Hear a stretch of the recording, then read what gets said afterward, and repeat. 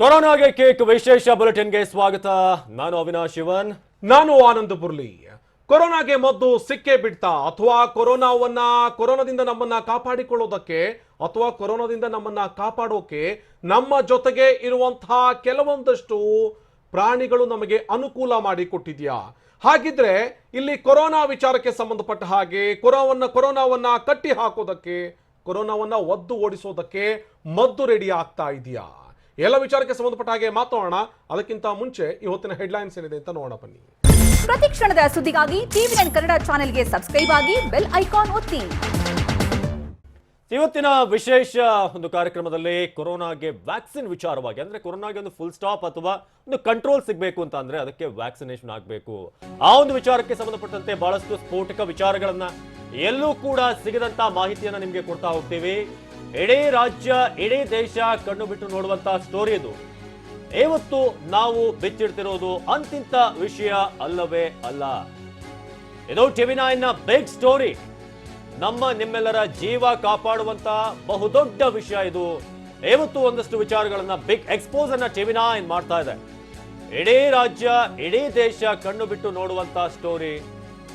ಇವತ್ತು ನಾವು ಬಿಚ್ಚಿಡ್ತಿರೋದು ಅಂತಿಂತ ವಿಚಾರ ಅಲ್ಲ. ಇದು ನಿಮ್ಮೆಲ್ಲರ ಜೀವ ಕಾಪಾಡುವಂತ ಬಹುದೊಡ್ಡ ವಿಚಾರ. ಇವತ್ತು ಆ ಬಿಗ್ ಎಕ್ಸ್ಪೋಸ್ ಅನ್ನ ಟಿವಿ9 ಅಂದ್ರೆ ಬಿಗ್ ರಿವೀಲ್, ಒಂದ್ ರೀತಿಯಾಗಿ ಯಾವ ರೀತಿಯಾಗಿ ಈ ಕೊರೋನಾ ಒಮ್ಮೆ ಮುಗಿಯಲಪ್ಪ ಅಂತ ಇಡೀ ವಿಶ್ವದ ಜನತೆ ಬೇಡ್ತಾ ಇದ್ದಾರೆ. ಹಾಗಾದ್ರೆ ಇದು ಹೇಗೆ ಸಾಧ್ಯ ಆಗುತ್ತೆ? ಇವತ್ತು ನಾವು ಬಿಚ್ಚಿಡ್ತಿರುವಂತ ವಿಚಾರ ಅಂತಿಂತ ವಿಷಯ ಅಲ್ವೇ ಅಲ್ಲ. ಇದು ಟಿವಿ9ನ ಈ ಕ್ಷಣದ ಬಿಗ್ ಸ್ಟೋರಿ. ನಿಮ್ಮೆಲ್ಲರ ಜೀವ ಕಾಪಾಡುವಂತ ಬಹುದೊಡ್ಡ ವಿಚಾರ ಎಂದು ಬಯಲಾಗುತ್ತೆ. ಇಡೀ ರಾಜ್ಯ, ಇಡೀ ದೇಶ ಕಣ್ಣು ಬಿಟ್ಟು ನೋಡುವಂತಹ ಸ್ಟೋರಿ ಇದು. ಎಲ್ಲೂ ಕೂಡ ಸಿಗದಂತ ಇನ್ಸೈಡ್ ಡೀಟೇಲ್ಸ್ ಅನ್ನ ಟಿವಿ9 ನಿಮ್ಮ ಮುಂದೆ ರಿವೀಲ್ ಮಾಡುತ್ತೆ. ಇವತ್ತು ನಾವು ಬಿಚ್ಚಿಡ್ತಿರುವಂತಹ ವಿಚಾರ ಅಂತಿಂತ ವಿಚಾರ ಖಂಡಿತ ಅಲ್ಲ. ಯಾಕಂದ್ರೆ ಕೊರೋನಾಗೆ ಒಂದು ಫುಲ್ ಸ್ಟಾಪ್ ಅಥವಾ ಒಂದು ಕಂಟ್ರೋಲ್ ಬೇಕೇ ಬೇಕು. ಹಾಗಾದ್ರೆ ಹೇಗೆ ಸಾಧ್ಯ ಆಗುತ್ತೆ ಇದು? ಇದಕ್ಕೆ ಸಂಬಂಧಪಟ್ಟ ಹಾಗೆ ನಿಮಗೆ ಅಚ್ಚರಿ ಮೂಡಿಸುವಂತ ಅನೇಕ ವಿಚಾರಗಳನ್ನ ನಾವು ರಿವೀಲ್ ಮಾಡ್ತಾ ಹೋಗ್ತೀವಿ. ಎಲ್ಲೂ ಕೂಡ ಸಿಗದಂತ ಇನ್ ಡೆಪ್ತ್ ಇನ್ಸೈಡ್ ಸ್ಟೋರಿಗಳನ್ನ ನಿಮ್ಮ ಮುಂದೆ ಇಡ್ತಾ ಹೋಗ್ತೀವಿ. ಕೊರೋನಾಗೆ ಫುಲ್ ಸ್ಟಾಪ್ ಅಥವಾ ಕೊರೋನಾಗೆ ಒಂದು ಕಂಟ್ರೋಲ್ ಹೇಗೆ ಸಾಧ್ಯ ಆಗುತ್ತೆ? ನಿಮ್ಮ ಜೀವಗಳು ಉಳಿಯೋದಕ್ಕೆ ಆ ಒಂದು ಅಸ್ತ್ರವನ್ನ ಪ್ರಯೋಗ ಮಾಡಲೇಬೇಕು. ಪ್ರತಿನಿತ್ಯ ಕೊರಳು ಹಿಡಿತಿರುವಂತಹ ಈ ಒಂದು ಸೋಂಕೇನಿದೆ, ಈ ಹಿಂದೆ ಇತಿಹಾಸದಲ್ಲೇ ಎಂದೂ ಕೂಡ ಬಳಕೆಯಾಗದಂತ ಸಿದ್ಧಾಂತದ ಸಮರ, ಮಹಾಕ್ರೂರಿಯನ್ನ ಮಣಿಸಲು ತಯಾರಾಗ್ತಿರುವಂತಹ ಸಂಜೀವಿನಿ ಅದೆಂತದ್ದು? ಹಾಗಾದ್ರೆ ಪ್ರತಿನಿತ್ಯ ಕೊರಳು ಹಿಂಡ್ತಿರುವಂತಹ ಕೊರೋನಾ ವಿರುದ್ಧ ಬಹುದೊಡ್ಡ ಅಸ್ತ್ರ ಪ್ರಯೋಗಕ್ಕೆ ಎಲ್ಲಾ ಸಿದ್ಧತೆಗಳು ಆಗ್ತಾ ಇದೆ. ಈ ಹಿಂದೆ ಇತಿಹಾಸದಲ್ಲೇ, ಹಿಸ್ಟ್ರಿಯಲ್ಲೇ ಆ ರೀತಿಯಂತ ಪ್ರಯೋಗವನ್ನ ಮಾಡಿಲ್ಲ. ಎಂದೂ ಕೂಡ ಬಳಕೆಯಾಗದಂತಹ ಅಸ್ತ್ರ ಪ್ರಯೋಗಕ್ಕೆ ಈಗ ಮುಂದಾಗಿರುವಂತದ್ದು. ಅದರ ಡೀಟೇಲ್ಸ್ ಅನ್ನ ಕೇಳ್ತಾ ಹೋದ್ರೆ ನೀವು ನಿಜವಾಗ್ಲೂ ರೋಮಾಂಚಿತರಾಗ್ತೀರಿ. ಜೊತೆಗೆ ಈ ರೀತಿನೂ ಸಾಧ್ಯ ಇದೆಯಾ ಅನ್ನೋ ರೀತಿಯಾಗಿ ನಿಮಗೆ ಅನ್ನಿಸ್ಬೋದು ಅಂತ ಒಂದು ಇನ್ಸೈಡ್ ಇಂಟ್ರೆಸ್ಟಿಂಗ್ ಡೀಟೇಲ್ಸ್ ಅನ್ನ ಕೊಡ್ತಾ ಹೋಗ್ತೀವಿ.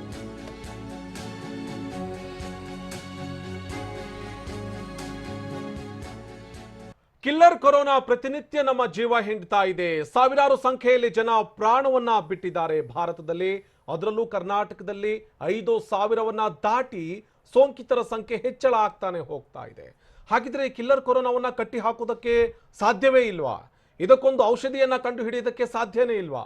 ಅಂಥದ್ದೊಂದು ಥಿಯರಿಯನ್ನ ಇಟ್ಕೊಂಡು ಸ್ಟಾರ್ಟ್ ಆದಂತಹ ಈ ಒಂದು ಸಿದ್ಧಾಂತ ಸದ್ಯಕ್ಕೆ ದೊಡ್ಡ ಮಟ್ಟದ ಬ್ರೇಕ್ ಥ್ರೂಗೆ ಕಾರಣ ಆಗುತ್ತಾ? ಅಥವಾ ಇಡೀ ಭಾರತದಲ್ಲಿ, ಕರ್ನಾಟಕದಲ್ಲಿಯೇ ವ್ಯಾಕ್ಸಿನ್ ಏನಾದರೂ ರೆಡಿ ಆಗುತ್ತಾ ಅನ್ನುವಂತ ಕುತೂಹಲ ಮೂಡಿಸೋದಕ್ಕೆ ಕಾರಣವಾಗಿದೆ ಈ ಸಿದ್ಧಾಂತ. ಹಾಗಿದ್ರೆ ಈ ಸಿದ್ಧಾಂತ ಏನು? ಈ ಸಿದ್ಧಾಂತದ ಪಿನ್ ಟು ಪಿನ್ ಡೀಟೇಲ್ಸ್ ಅನ್ನ ನಿಮಗೆ ಕೊಡ್ತಾ ಹೋಗ್ತೀವಿ. ಯಾಕೆ ಇದು ಇಂಪಾರ್ಟೆಂಟ್ ಆಗುತ್ತೆ ಅಂತ ಹೇಳಿದ್ರೆ, ವ್ಯಾಕ್ಸಿನ್ ಇಲ್ಲವೇ ಇಲ್ಲ, ಔಷಧಿ ಇಲ್ಲವೇ ಇಲ್ಲ ಅಂತ ಹೇಳಿ ಇಡೀ ಪ್ರಪಂಚದ ವಿಜ್ಞಾನಿಗಳು ಒಂದು ರೀತಿಯಾಗಿ ತತ್ತರಿಸಿರುವಂತ ಈ ಸಂದರ್ಭದಲ್ಲಿ, ಸಂಶೋಧನೆಯ ಮೇಲೆ ಸಂಶೋಧನೆ ಮಾಡ್ತಾ ಇರುವಂತ ಇಂಥ ಸಂದರ್ಭದಲ್ಲಿ ಕರ್ನಾಟಕದ ಈ ಒಂದು ಸಿದ್ಧಾಂತ ಎಲ್ಲೋ ಒಂದು ಕಡೆಗೆ ಕೊರೋನಾವನ್ನ ಕಟ್ಟಿ ಹಾಕೋದಕ್ಕೆ, ಕೊರೋನಾವನ್ನ ಹೊಡೆದೋಡಿಸೋದಕ್ಕೆ ದೊಡ್ಡ ಮಟ್ಟದ ಅಸ್ತ್ರವನ್ನ ರೆಡಿ ಮಾಡಿ ಕೊಡುತ್ತಾ ಅನ್ನುವಂಥ ಮಾತುಗಳು ಕೂಡ ಕೇಳಿ ಬರ್ತಾ ಇವೆ. ಪಿನ್ ಟು ಪಿನ್ ಡೀಟೇಲ್ಸ್ ಅನ್ನ ಕೊಡ್ತಾ ಹೋಗ್ತೀವಿ. ಈ ಸಿದ್ಧಾಂತದ ಒಳಗಡೆ ಅಡಕವಾಗಿರುವಂತಹ ಅಂಶಗಳೇನು? ಈ ಸಿದ್ಧಾಂತ ರೆಡಿ ಆದಂತಹ ಪರಿ ಯಾವುದು? ಈ ಸಿದ್ಧಾಂತವನ್ನ ರೆಡಿ ಮಾಡೋದಕ್ಕೆ ವಿಜ್ಞಾನಿಗಳು ಕಂಡುಕೊಂಡಂತ ಸರಳವಾದಂತಹ ಸೂತ್ರ ಏನು, ಆ ಸೂತ್ರದ ಪ್ರಕಾರ, ಈ ಸಿದ್ಧಾಂತದ ಪ್ರಕಾರ ಏನಾದ್ರೂ ಸಂಶೋಧನೆ ನಡೆಸ್ತಾ ಹೋದ್ರೆ ವ್ಯಾಕ್ಸಿನ್ ಅನ್ನ ಕಂಡು ಹಿಡಿಯುವಂತ ನಿಟ್ಟಿನಲ್ಲಿ ನಾವೇನಾದ್ರೂ ಸಮೀಪಕ್ಕೆ ತಲುಪಿ ಬಿಡ್ತೀವಾ ಅನ್ನುವಂತಹ ಮಾತುಗಳು ಕೂಡ ಕೇಳಿ ಬರ್ತಾ ಇದೆ. ಮಹಾಕ್ರೂರಿಯ ಮರಣ ಮೃದಂಗಕ್ಕೆ ಸಿಕ್ಕೇ ಬಿಡ್ತಾ ಮದ್ದು ಎಲ್ಲರ ಈಗ ಚಿತ್ತ ಇರೋದು ಇದರ ವ್ಯಾಕ್ಸಿನೇಷನ್ ವಿಚಾರವಾಗಿ. ಇದಕ್ಕೆ ಬೇಕಾದಂತ ಔಷಧಿ ಏನು, ಹೇಗೆ ಕಂಟ್ರೋಲ್ ಮಾಡೋದು? ಹಾಗಿದ್ರೆ ಈ ಬಾರಿ ನಿಮ್ಮೆಲ್ಲರ ಒಂದು ನಿರೀಕ್ಷೆ ಏನಿದೆ? ವಿಜ್ಞಾನಿಗಳು ಅದನ್ನ ಪೂರೈಸ್ತಾರ? ವಿಜ್ಞಾನಿಗಳು ಇನ್ನಿಲ್ಲದಂತಹ ತಯಾರಿಗಳನ್ನ ನಡೆಸಿರುವಂತಹ ಸಂಶೋಧನೆ ಯಾವುದದು? ಯಾವ ರಿಸರ್ಚ್, ಯಾವ ರೀತಿಯಾದಂತಹ ಪ್ಲಾನಿಂಗ್ಗಳಾಗ್ತಿದೆ? ಮಹಾಕ್ರೂರಿಯ ಮರಣ ಮೃದಂಗಕ್ಕೆ ಸಿಕ್ಕೇ ಬಿಡ್ತಾ ಮದ್ದು. ಹಾಗಿದ್ರೆ ಈ ಬಾರಿ ನಿಮ್ಮೆಲ್ಲರ ಜೀವ ಉಳಿಸೋದು ಯಾರು? ಆ ವಿಚಾರವನ್ನು ಕೇಳಿದ್ರೆ ನೀವು ನಿಜಕ್ಕೂ ಶಾಕ್ ಆಗ್ತೀರಿ. ಈ ರೀತಿಯಾಗೂ ಕೂಡ ಸಾಧ್ಯತೆ ಇದೆಯಾ? ವೈಜ್ಞಾನಿಕ ಲೋಕದಲ್ಲಿ ಏನೆಲ್ಲ ಆಪ್ಷನ್ಗಳಿರುತ್ತೆ, ಏನೆಲ್ಲ ಟ್ರಯಲ್ಗಳನ್ನ ಮಾಡ್ತಾರೆ ಅಂತ ವಿಜ್ಞಾನಿಗಳು ಇನ್ನಿಲ್ಲದ ಪ್ರಯತ್ನಗಳನ್ನ ಮಾಡ್ತಾ ಇದ್ದಾರೆ. ಪ್ರಯತ್ನಗಳನ್ನ ಮಹಾಕ್ರೂರಿಯ ಮರಣ ಮೃದಂಗಕ್ಕೆ ಹಾಗಾದ್ರೆ ಸಿಕ್ಕೇ ಬಿಡ್ತಾ ಮದ್ದು. ಹಾಗಿದ್ರೆ ನಿಮ್ಮ ಜೀವ ಉಳಿಸುವಂತಹ ಸಂಜೀವಿನಿ ಯಾವುದು? ಯಾರು ನಮ್ಮ ಜೀವ ಉಳಿಸೋದು? ವಿಜ್ಞಾನಿಗಳು ಇನ್ನಿಲ್ಲದಂತೆ ಪ್ರಿಪರೇಷನ್ಗಳನ್ನ ಮಾಡ್ಕೊಳ್ತಾ ಇದ್ದಾರೆ, ರಿಸರ್ಚ್ಗಳಾಗ್ತಾ ಇದೆ. ಆದ್ರೆ ಈ ಪ್ರಯೋಗ, ಈ ಪ್ರಯತ್ನವನ್ನ ನೋಡಿದ್ರೆ ನಿಮಗೆ ಅಚ್ಚರಿ ಆಗುವಂಥದ್ದು ಗ್ಯಾರಂಟಿ. ಈ ಪ್ರಯತ್ನಕ್ಕೆ ಸಂಬಂಧಪಟ್ಟ ಹಾಗೆ ಅಥವಾ ಈ ಪ್ರಯತ್ನ ಏನಾದರೂ ಫಲ ಕೊಟ್ರೆ ಎಷ್ಟರ ಮಟ್ಟಿಗೆ ಕರ್ನಾಟಕದ ವಿಜ್ಞಾನಿಗಳು, ಭಾರತದ ವಿಜ್ಞಾನಿಗಳು ಇದರಲ್ಲಿ ಯಶಸ್ಸನ್ನ ಕಾಣ್ತಾರೆ ಎನ್ನುವಂತಹ ಕುತೂಹಲ ಕೂಡ ಇದೆ. ಯಾಕೆ ಅಂತ ಹೇಳಿದ್ರೆ ದಿನದಿಂದ ದಿನಕ್ಕೆ ಸಾವಿನ ಸಂಖ್ಯೆ ಜಾಸ್ತಿ ಆಗ್ತಾ ಇದೆ, ದಿನದಿಂದ ದಿನಕ್ಕೆ ಸೋಂಕಿತರ ಸಂಖ್ಯೆ ಜಾಸ್ತಿ ಆಗ್ತಾ ಇದೆ. ಇಂತಹ ಸೋಂಕು ಮತ್ತು ಸಾವಿನ ನಡುವೆ ವ್ಯಾಕ್ಸಿನ್ ಕಂಡುಹಿಡಿಯೋದಕ್ಕೆ, ಔಷಧ ಕಂಡು ಹಿಡಿಯೋದಕ್ಕೆ ನಮ್ಮ ವಿಜ್ಞಾನಿಗಳು ಪ್ರಯತ್ನ ಪಡ್ತಾ ಇದ್ದಾರೆ. ಅದು ಕೂಡ ವ್ಯಾಕ್ಸಿನ್ ಕಂಡು ಹಿಡಿಯೋದಕ್ಕೆ ಸದ್ಯ ರೆಡಿ ಆಗಿರುವಂತಹ ಸೂತ್ರ ಇದೆಯಲ್ಲ, ಆ ಸೂತ್ರವು ಕೂಡ ತೀರಾ ಇಂಟ್ರೆಸ್ಟಿಂಗ್ ಆಗಿರುವಂತಹ ಸೂತ್ರ. ಇದು ವಿಜ್ಞಾನಿಗಳು ಸಂಶೋಧನೆಯನ್ನ ಕಂಡು ಹಿಡಿತಾ ಇದ್ದಾರೆ ಅಥವಾ ಸಂಶೋಧನೆಯನ್ನ ನಡೆಸ್ತಾ ಇದ್ದಾರೆ. ಈ ರೀತಿಯಾಗಿ ಸಂಶೋಧನೆ ನಡೆಸ್ತಾ ಇದ್ದಾರೆ, ಇದು ವಿಜ್ಞಾನಿಗಳಿಗೆ ಬಿಟ್ಟಂತಹ ವಿಚಾರ ಅಥವಾ ದೊಡ್ಡ ಮಟ್ಟದ ಸಬ್ಜೆಕ್ಟ್ ಇದು ಅಂತ ಹೇಳಿ ಸುಮ್ಮನೆ ಕೂರುವಂತಹ ಅವಶ್ಯಕತೆ ಇಲ್ಲ. ಯಾಕೆ ಅಂತ ಹೇಳ್ತಾ ಹೋದ್ರೆ ಇಲ್ಲಿ ಪ್ರತಿಯೊಂದು ಅಂಶವೂ ಕೂಡ ಜನಸಾಮಾನ್ಯನ ಲೈಫ್ ಸ್ಟೈಲ್ನ ಜೊತೆಗೆ ಅಥವಾ ಜನಸಾಮಾನ್ಯನ ಇಡೀ ಜೀವನಕ್ಕೆ ಸಂಬಂಧಪಟ್ಟ ಹಾಗಿನ ಸಂಶೋಧನೆ ಇದು. ಈ ಸಂಶೋಧನೆಗೆ ಬಹುಮುಖ್ಯವಾದಂತಹ ಕಾರಣ ನೀವು ಆಗಿರಬಹುದು, ನಾನು ಆಗಿರಬಹುದು, ಅಥವಾ ದೂರದ ಹಳ್ಳಿಯಲ್ಲಿ ತನ್ನ ಪಾಡಿಗೆ ತಾನು ಕೆಲಸ ಮಾಡ್ತಾ ಇರುವಂತಹ ವ್ಯಕ್ತಿಯೂ ಕೂಡ ಈ ಸಂಶೋಧನೆಯ ಗುರಿಯಾಗಿಸಿಕೊಂಡು ವಿಜ್ಞಾನಿಗಳು ನಡೆಸ್ತಾ ಇದ್ದಾರೆ. ಹಾಗಿದ್ರೆ ನಿಮ್ಮ ಹಾಗೆ ನಮ್ಮ ಇಡೀ ಜೀವನವನ್ನೇ ಬದಲಿಸುವಂತ ಇಂಥ ಸಂಶೋಧನೆ ವಿಜ್ಞಾನಿಗಳು ಯಾಕಾಗಿ ಶುರು ಮಾಡಿದ್ರು? ವಿಜ್ಞಾನಿಗಳಿಗೆ ಇಂಥದ್ದೊಂದು ಥಾಟ್ ಬಂದಿದ್ದಾದ್ರೂ ಯಾಕೆ? ಇಡೀ ನಮ್ಮ ಜೀವನ ಶೈಲಿಯನ್ನೇ ಆಧರಿಸಿ ನಾವು ದಿನನಿತ್ಯ ಬೆಳಗ್ಗೆ ಎದ್ರೆ ಯಾರ ಜೊತೆಗೆ ಸಂಪರ್ಕಕ್ಕೆ ಬರ್ತೀವಿ, ಯಾವ್ಯಾವುದರ ಜೊತೆಗೆ ಸಂಪರ್ಕಕ್ಕೆ ಬರ್ತೀವಿ, ಇಂಥ ಸಂಪರ್ಕಗಳನ್ನೇ ಆಧರಿಸಿ ಸದ್ಯಕ್ಕೆ ಇಂಥದ್ದೊಂದು ಸಂಶೋಧನೆ ನಡೀತಾ ಇದೆಯಲ್ಲ, ಅದು ತೀರಾ ಇಂಪಾರ್ಟೆಂಟ್ ಆಗಿರುವಂತಹ ಸಂಶೋಧನೆ. ಒಂದೊಮ್ಮೆ ಏನಾದ್ರೂ ಇದರಲ್ಲಿ ವಿಜ್ಞಾನಿಗಳು ಯಶಸ್ವಿಯಾದ್ರೆ ಈ ಕಿಲ್ಲರ್ ಕೊರೋನಾಗೆ ಔಷಧಿಯನ್ನ ಕಂಡು ಹಿಡಿದಂತ ಹೆಗ್ಗಳಿಕೆ ಭಾರತದ್ದಾಗುತ್ತೆ, ಹೆಗ್ಗಳಿಕೆ ಕರ್ನಾಟಕದ್ದಾಗುತ್ತೆ. ನಾವು ನೋಡೋದಾದ್ರೆ ಯಾವ ರೀತಿಯಾಗಿ ವ್ಯಾಕ್ಸಿನೇಷನ್, ಇದಕ್ಕೆ ಕಂಡುಹಿಡಿಯುವಂತಹ ಮೂಲ ಏನು, ಬಹಳ ಇಂಟ್ರೆಸ್ಟಿಂಗ್ ಆಗಿದೆ. ಪ್ರತಿಯೊಂದನ್ನು ಕೂಡ ನಿಮ್ಗೆ ಇಂಚಿಂಚಾಗಿ ತಿಳಿಸ್ತಾ ಹೋಗ್ತೀವಿ. ಇನ್ನು ಕೇವಲ ಕೊರೋನಾ ವೈರಸ್ ಮಾತ್ರ ಅಲ್ಲ, ಪ್ರಪಂಚವನ್ನ ಕಾಡ್ತಾ ಇದೆ 7 ರೀತಿಯಾದಂತಹ ಕೊರೋನಾ ವೈರಸ್ಗಳು. ಜಗತ್ತನ್ನ ಬಿಟ್ಟು ಬಿಡದೆ ಕಾಡ್ತಿರುವಂತಹ ಆ 7 ರೀತಿಯ ವೈರಸ್ಗಳು ಯಾವ್ಯಾವು?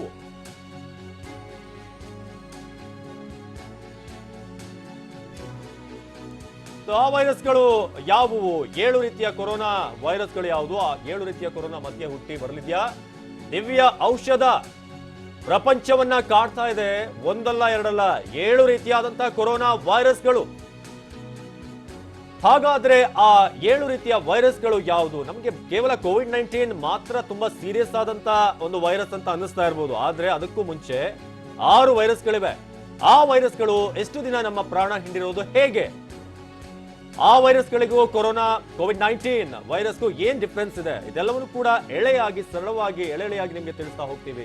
ಪ್ರಪಂಚವನ್ನ ಕಾಡ್ತಿರುವಂತಹ 7 ರೀತಿಯ ಕೊರೋನಾ ವೈರಸ್ಗಳು ಹೇಗೆ, ಆ ಹಿಂದಿನ ವೈರಸ್ಗಳಿಗೆ ಯಾವ ರೀತಿಯಾಗಿ ಒಂದು ಕಂಟ್ರೋಲ್ ಅನ್ನು ತರಲಾಯಿತು, ಕೋವಿಡ್-19ಗೆ ಯಾವ ರೀತಿ ಹತೋಟಿ ತರೋದಕ್ಕೆ ಪ್ರಯೋಗಗಳಾಗ್ತಾ ಇದೆ, ನಿಮ್ಮ ಜೀವ ಉಳಿಸುವಂತ ಸಂಜೀವಿನಿ ಏನು? ನೀವು ಆ ವಿಚಾರವನ್ನ ಕೇಳಿದ್ರೆ ಬಹಳ ಆಶ್ಚರ್ಯ ಜೊತೆಗೆ ಶಾಕ್ ಆಗುವಂತ ಫ್ಯಾಕ್ಟರಿಗಳಿದೆ. ಇದು ಜಗತ್ತನ್ನ ಇದುವರೆಗೆ ಕಾಡಿರುವಂತದ್ದು ಒಟ್ಟು 7 ವೈರಸ್ಗಳು, ಜಗತ್ತನ್ನ ಬಿಟ್ಟು ಬಿಡದೆ ಕಾಡಿರುವಂತಹ ವೈರಸ್ಗಳಿವು. ಕೋವಿಡ್-19 ಬಹಳ ದೊಡ್ಡ ಮಟ್ಟದ ಸದ್ದನ್ನ ಮಾಡಿರಬಹುದು, ಆದ್ರೆ ಸದ್ಯ ಜಗತ್ತನ್ನ ತಲ್ಲಣಗೊಳಿಸಿರುವಂತಹ ಡೆಡ್ಲಿ ವೈರಸ್ ಏನಿದೆ ಅದು 7ನೇ ಕೆಟಗರಿ, 7ನೇ ರೀತಿಯಾದಂತಹ ವೈರಸ್. ಹಾಗಾದ್ರೆ ಈ ಹಿಂದೆ ಕೊರೋನಾ ವೈರಸ್ಗಳು ಈ ರೀತಿಯಾಗಿ ಜಗತ್ತನ್ನ ಕಾಡಿದಂಥದ್ದು ಇದೆಯಾ? ಸಾವಿರಾರು ಜನರ ಪ್ರಾಣಕ್ಕೆ ಸಂಚಕಾರ ತಂದಿಟ್ಟು ಒದ್ದಾಡುವಂತೆ ಮಾಡಿವೆ. ಹಾಗಾದ್ರೆ ಯಾವುವು? Virus number 1 229A, virus number 2 NL63, virus number 3 OC43,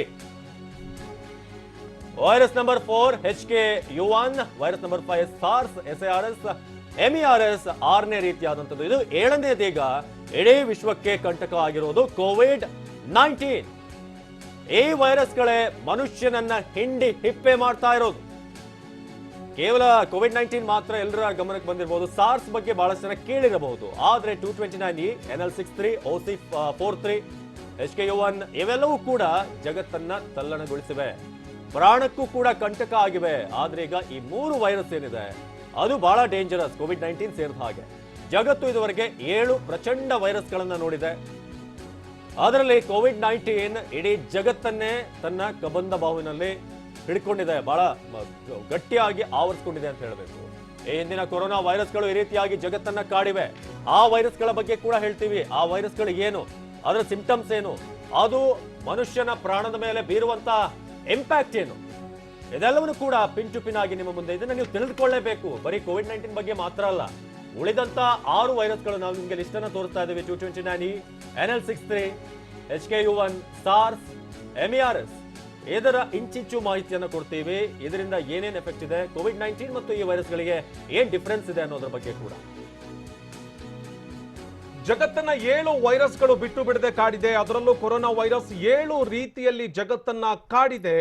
ಹೀಗೆ ಕಾಡ್ತಾ ಇರುವಂತಹ ವೈರಸ್ ಇವತ್ತಿಗೂ ಕೂಡ ಜನರ ಪ್ರಾಣಕ್ಕೆ ಕುತ್ತಾಗಿ ಕಾಡ್ತಾ ಇದೆ. ಇದೆಲ್ಲ ವಿಚಾರಕ್ಕೆ ಸಂಬಂಧಪಟ್ಟ ಹಾಗೆ ಜೊತೆಗೆ ವ್ಯಾಕ್ಸಿನ್ ನ ಸನಿಹದಲ್ಲಿದ್ದೀವಿ ಎನ್ನುವಂತ ಮಾತನ್ನು ಕೂಡ ಹೇಳ್ತಾ ಇದ್ವಿ. ಆ ಥಿಯರಿ ಏನ್ ಹೇಳುತ್ತೆ, ಹಾಗಿದ್ರೆ ಈ ವ್ಯಾಕ್ಸಿನ್ಗೆ ಮೂಲ ಯಾವುದು, ಇವೆಲ್ಲ ವಿಚಾರಕ್ಕೆ ಸಂಬಂಧಪಟ್ಟ ಹಾಗೆ ನಮ್ಮ ಜೊತೆಗೆ ಮಾತನಾಡೋದಕ್ಕೆ ಅತಿಥಿಗಳು ಜಾಯಿನ್ ಆಗಿದ್ದಾರೆ. ಇದೇ ಕ್ಷೇತ್ರದಲ್ಲಿ ಕೆಲಸ ಮಾಡ್ತಾ ಇರುವಂತಹ ಸಾಕಷ್ಟು ತಜ್ಞ ವೈದ್ಯರು ಕೂಡ ನಮ್ಮ ಜೊತೆಗೆ ಜಾಯಿನ್ ಆಗಿದ್ದಾರೆ. Doctor Vishal Rao, surgeon, head and neck oncology, ಅವರು ನಮ್ಮ ಜೊತೆಗೆ ಜಾಯಿನ್ ಆಗಿದ್ದಾರೆ. ಡಾಕ್ಟರ್ ಚೇತನ್ ಇದ್ದಾರೆ, ಶ್ವಾಸಕೋಶ ತಜ್ಞರು, ಅವರು ನಮ್ಮ ಜೊತೆಗೆ ಜಾಯಿನ್ ಆಗಿದ್ದಾರೆ. ಸಾಕಷ್ಟು ವಿಚಾರವನ್ನ ಹೇಳ್ತಾ ಹೋಗ್ತಾರೆ. ಡಾಕ್ಟರ್ ಶಿವರಾಮ್ ಇದ್ದಾರೆ, ಪಶು ವೈದ್ಯರು, ಅವರು ಈ ಪಶು ವೈದ್ಯಕೀಯಕ್ಕೆ ಸಂಬಂಧಪಟ್ಟ ಹಾಗೆ ಒಂದಷ್ಟು ವಿಚಾರವನ್ನು ಹಂಚಿಕೊಳ್ತಾ ಹೋಗ್ತಾರೆ. ಹಾಗೇನೆ ಸೂಕ್ಷ್ಮ ಜೀವಿ ವಿಜ್ಞಾನದ ಪ್ರೊಫೆಸರ್ ಹಾಗೇನೆ ಡಾಕ್ಟರ್ ಆಗಿರುವಂತಹ ಅಂಬಿಕಾ ಅವರು ಕೂಡ ನಮ್ಮ ಜೊತೆಗೆ ಜಾಯಿನ್ ಆಗ್ತಾರೆ. ಹಲವಾರು ವಿಚಾರಗಳಿದೆ. ಇಲ್ಲಿ ಒಂದನ್ನ ಗಮನಿಸಬೇಕು, ಈ ವ್ಯಾಕ್ಸಿನ್ ನ ಸನಿಹದಲ್ಲಿದ್ದೀವಿ ಎನ್ನುವಂತ ಮಾತು ಸದ್ಯಕ್ಕೆ ಕೇಳಿ ಬರ್ತಾ ಇದ್ರು ಕೂಡ ಇಂಥದ್ದೊಂದು ಥಿಯರಿ ಟಾಸ್ ಆಗಿದೆ ಹೇಗೆ, ಅಥವಾ ಇಂಥದ್ದೊಂದು ಥಿಯರಿ ಮುನ್ನೆಲೆಗೆ ಬಂದು ನಿಂತಿದ್ಯಾಕೆ, ಇದೆಲ್ಲವೂ ಕೂಡ ಇಂಟ್ರೆಸ್ಟಿಂಗ್ ಆಗಿರುವಂತಹ ವಿಚಾರ. ಏನಿದು ಥಿಯರಿ ಅಂತೇಳಿ ನೋಡ್ತಾ ಹೋದ್ರೆ, ನಾವು ಯಾವ ರೀತಿಯಾಗಿ ಪ್ರತಿನಿತ್ಯ ವ್ಯವಹರಿಸುವಂತ ಪ್ರಾಣಿಗಳೇ ನಮಗೆ ಒಂದು ರೀತಿಯಾಗಿ ಕೊರೋನಾ ವಿರುದ್ಧ ಹೋರಾಡೋದಕ್ಕೆ ಶೀಲ್ಡ್ ಒಂದನ್ನ, ಅಥವಾ ನಮಗೊಂದು ರೀತಿಯಾಗಿ ಈ ರಕ್ಷಾ ಕವಚವನ್ನು ಏನಾದರೂ ರೆಡಿ ಮಾಡಿದ್ವಾ ಅನ್ನುವಂತ ಸಿದ್ಧಾಂತ ಒಂದು ಸದ್ಯಕ್ಕೆ ಮುನ್ನೆಲೆಗೆ ಬರ್ತಾ ಇದೆ. ಇದೇ ವಿಚಾರಕ್ಕೆ ಡಾಕ್ಟರ್ ವಿಶಾಲ್ ರವರು ಮಾತನಾಡ್ತಾರೆ. ಡಾಕ್ಟ್ರೇ, ನೀವು ಹೇಳ್ತಾ ಇದ್ರಿ, ಇಲ್ಲ ನಾವು ದಿನನಿತ್ಯ ವ್ಯವಹರಿಸುವಂತ, ದಿನನಿತ್ಯ ನಮ್ಮ ಮನೆಯ ಒಳಗಡೆ ಬಿಟ್ಟುಕೊಳ್ಳುವಂತ ಪ್ರಾಣಿಗಳೇ ನಮ್ಮನ್ನ ಕೊರೋನಾ ವಿರುದ್ಧ ಹೋರಾಡೋದಕ್ಕೆ ಒಂದು ರೀತಿಯಾಗಿ ಸಹಕಾರಿಯಾಗಿದೆ ಅಂತೇಳಿ. ಏನಿದು ಸಿದ್ಧಾಂತ, ಈ ಸಿದ್ಧಾಂತಕ್ಕೆ ಕಾರಣ ಏನು, ಇಂಥದ್ದೊಂದು ಮೂಲ ಇರಬಹುದು ಅನ್ನುವಂಥ ಥಾಟ್ ನಿಮಗೆ ಹೇಗೆ ಬಂತು ಡಾಕ್ಟ್ರೆ? ಸೊ ಇದರ ಬಗ್ಗೆ ಬೇಸಿಕಲಿ ನಾವು ಲಾಸ್ಟ್ 3 ತಿಂಗಳಿಂದ ಬೇರೆ ಬೇರೆ ರೀತಿಯ ಸಂಶೋಧನೆಗಳನ್ನು ನಡೆಸ್ತಾ ಇದ್ದೇವೆ ಕೊರೋನಾ ಬಗ್ಗೆ. ಇದು ಕೊರೋನಾ ಸೋಂಕಿತರಾದಂಥ ಪೇಷಂಟ್ಸ್ಗಳಲ್ಲಿ ಪ್ಲಾಸ್ಮಾ ಥೆರಪಿ ಆಗಲಿ ಅಥವಾ ನಮ್ಮದೇ ಒಂದು ಸೈಟೋಕೈನ್ ಥೆರಪಿ ಹೇಳಿ ಸೋಂಕಿತರ ಮೈಲ್ಡ್ ಇನ್ಫೆಕ್ಷನ್ಗೆ ನಾವು ತಯಾರು ಮಾಡ್ತಾ ಇರುವಾಗ ಹಲವಾರು ರೀತಿಯ ವಿಜ್ಞಾನಿಗಳು, ಸೈಂಟಿಸ್ಟ್ಗಳಿಂದ ನಾವು ಚರ್ಚೆ ಮಾಡ್ತಿದ್ದೆವು. ಆ ರೀತಿಯಲ್ಲಿ ನಾವು ಅದನ್ನು ಮಾಡ್ತಾ ಹೋಗುವಾಗ ನಮಗೆ ಕೆಲವು ವಿಷಯಗಳು ನಮ್ಮ ಗಮನಕ್ಕೆ ಬಂತು. ಮುಖ್ಯವಾದ ವಿಷಯ ಏನು ಬಂತ ಹೇಳಿದ್ರೆ, ನೀವು ಗ್ಲೋಬಲ್ ಮಾರ್ಟಾಲಿಟಿ ರೇಟ್ ನೋಡಿದ್ರೆ ಅಂದ್ರೆ ಡಾಕ್ಟರ್ ಒಂದು ವಿಚಾರ ಇಲ್ಲಿ ನಿಮ್ಮ ಸಿದ್ಧಾಂತ ಅದಕ್ಕೆ ಕಾರಣ ಆಗಿರೋದು, ನಿಮ್ಮ ಸಂಶೋಧನೆ ಬಗ್ಗೆ ಮಾತನಾಡ್ತೀನಿ. ಇಲ್ಲಿವರೆಗೂ ಈ ಕೊರೋನಾ ವೈರಸ್ ಅನ್ನುವಂಥದ್ದು 7 ರೂಪದಲ್ಲಿ ಈ ಜಗತ್ತನ್ನ ಕಾಡಿದೆ ಅಲ್ವಾ? ಯಾವ್ಯಾವ ರೂಪದಲ್ಲಿ ಕಾಡಿದೆ, ಎಷ್ಟೆಷ್ಟು ರೀತಿಯಾಗಿ ಇದರಿಂದ ಸಂಕಷ್ಟ ಅನುಭವಿಸಿದೀವಿ ಅಂತ ಇಡೀ ಜಗತ್ತು.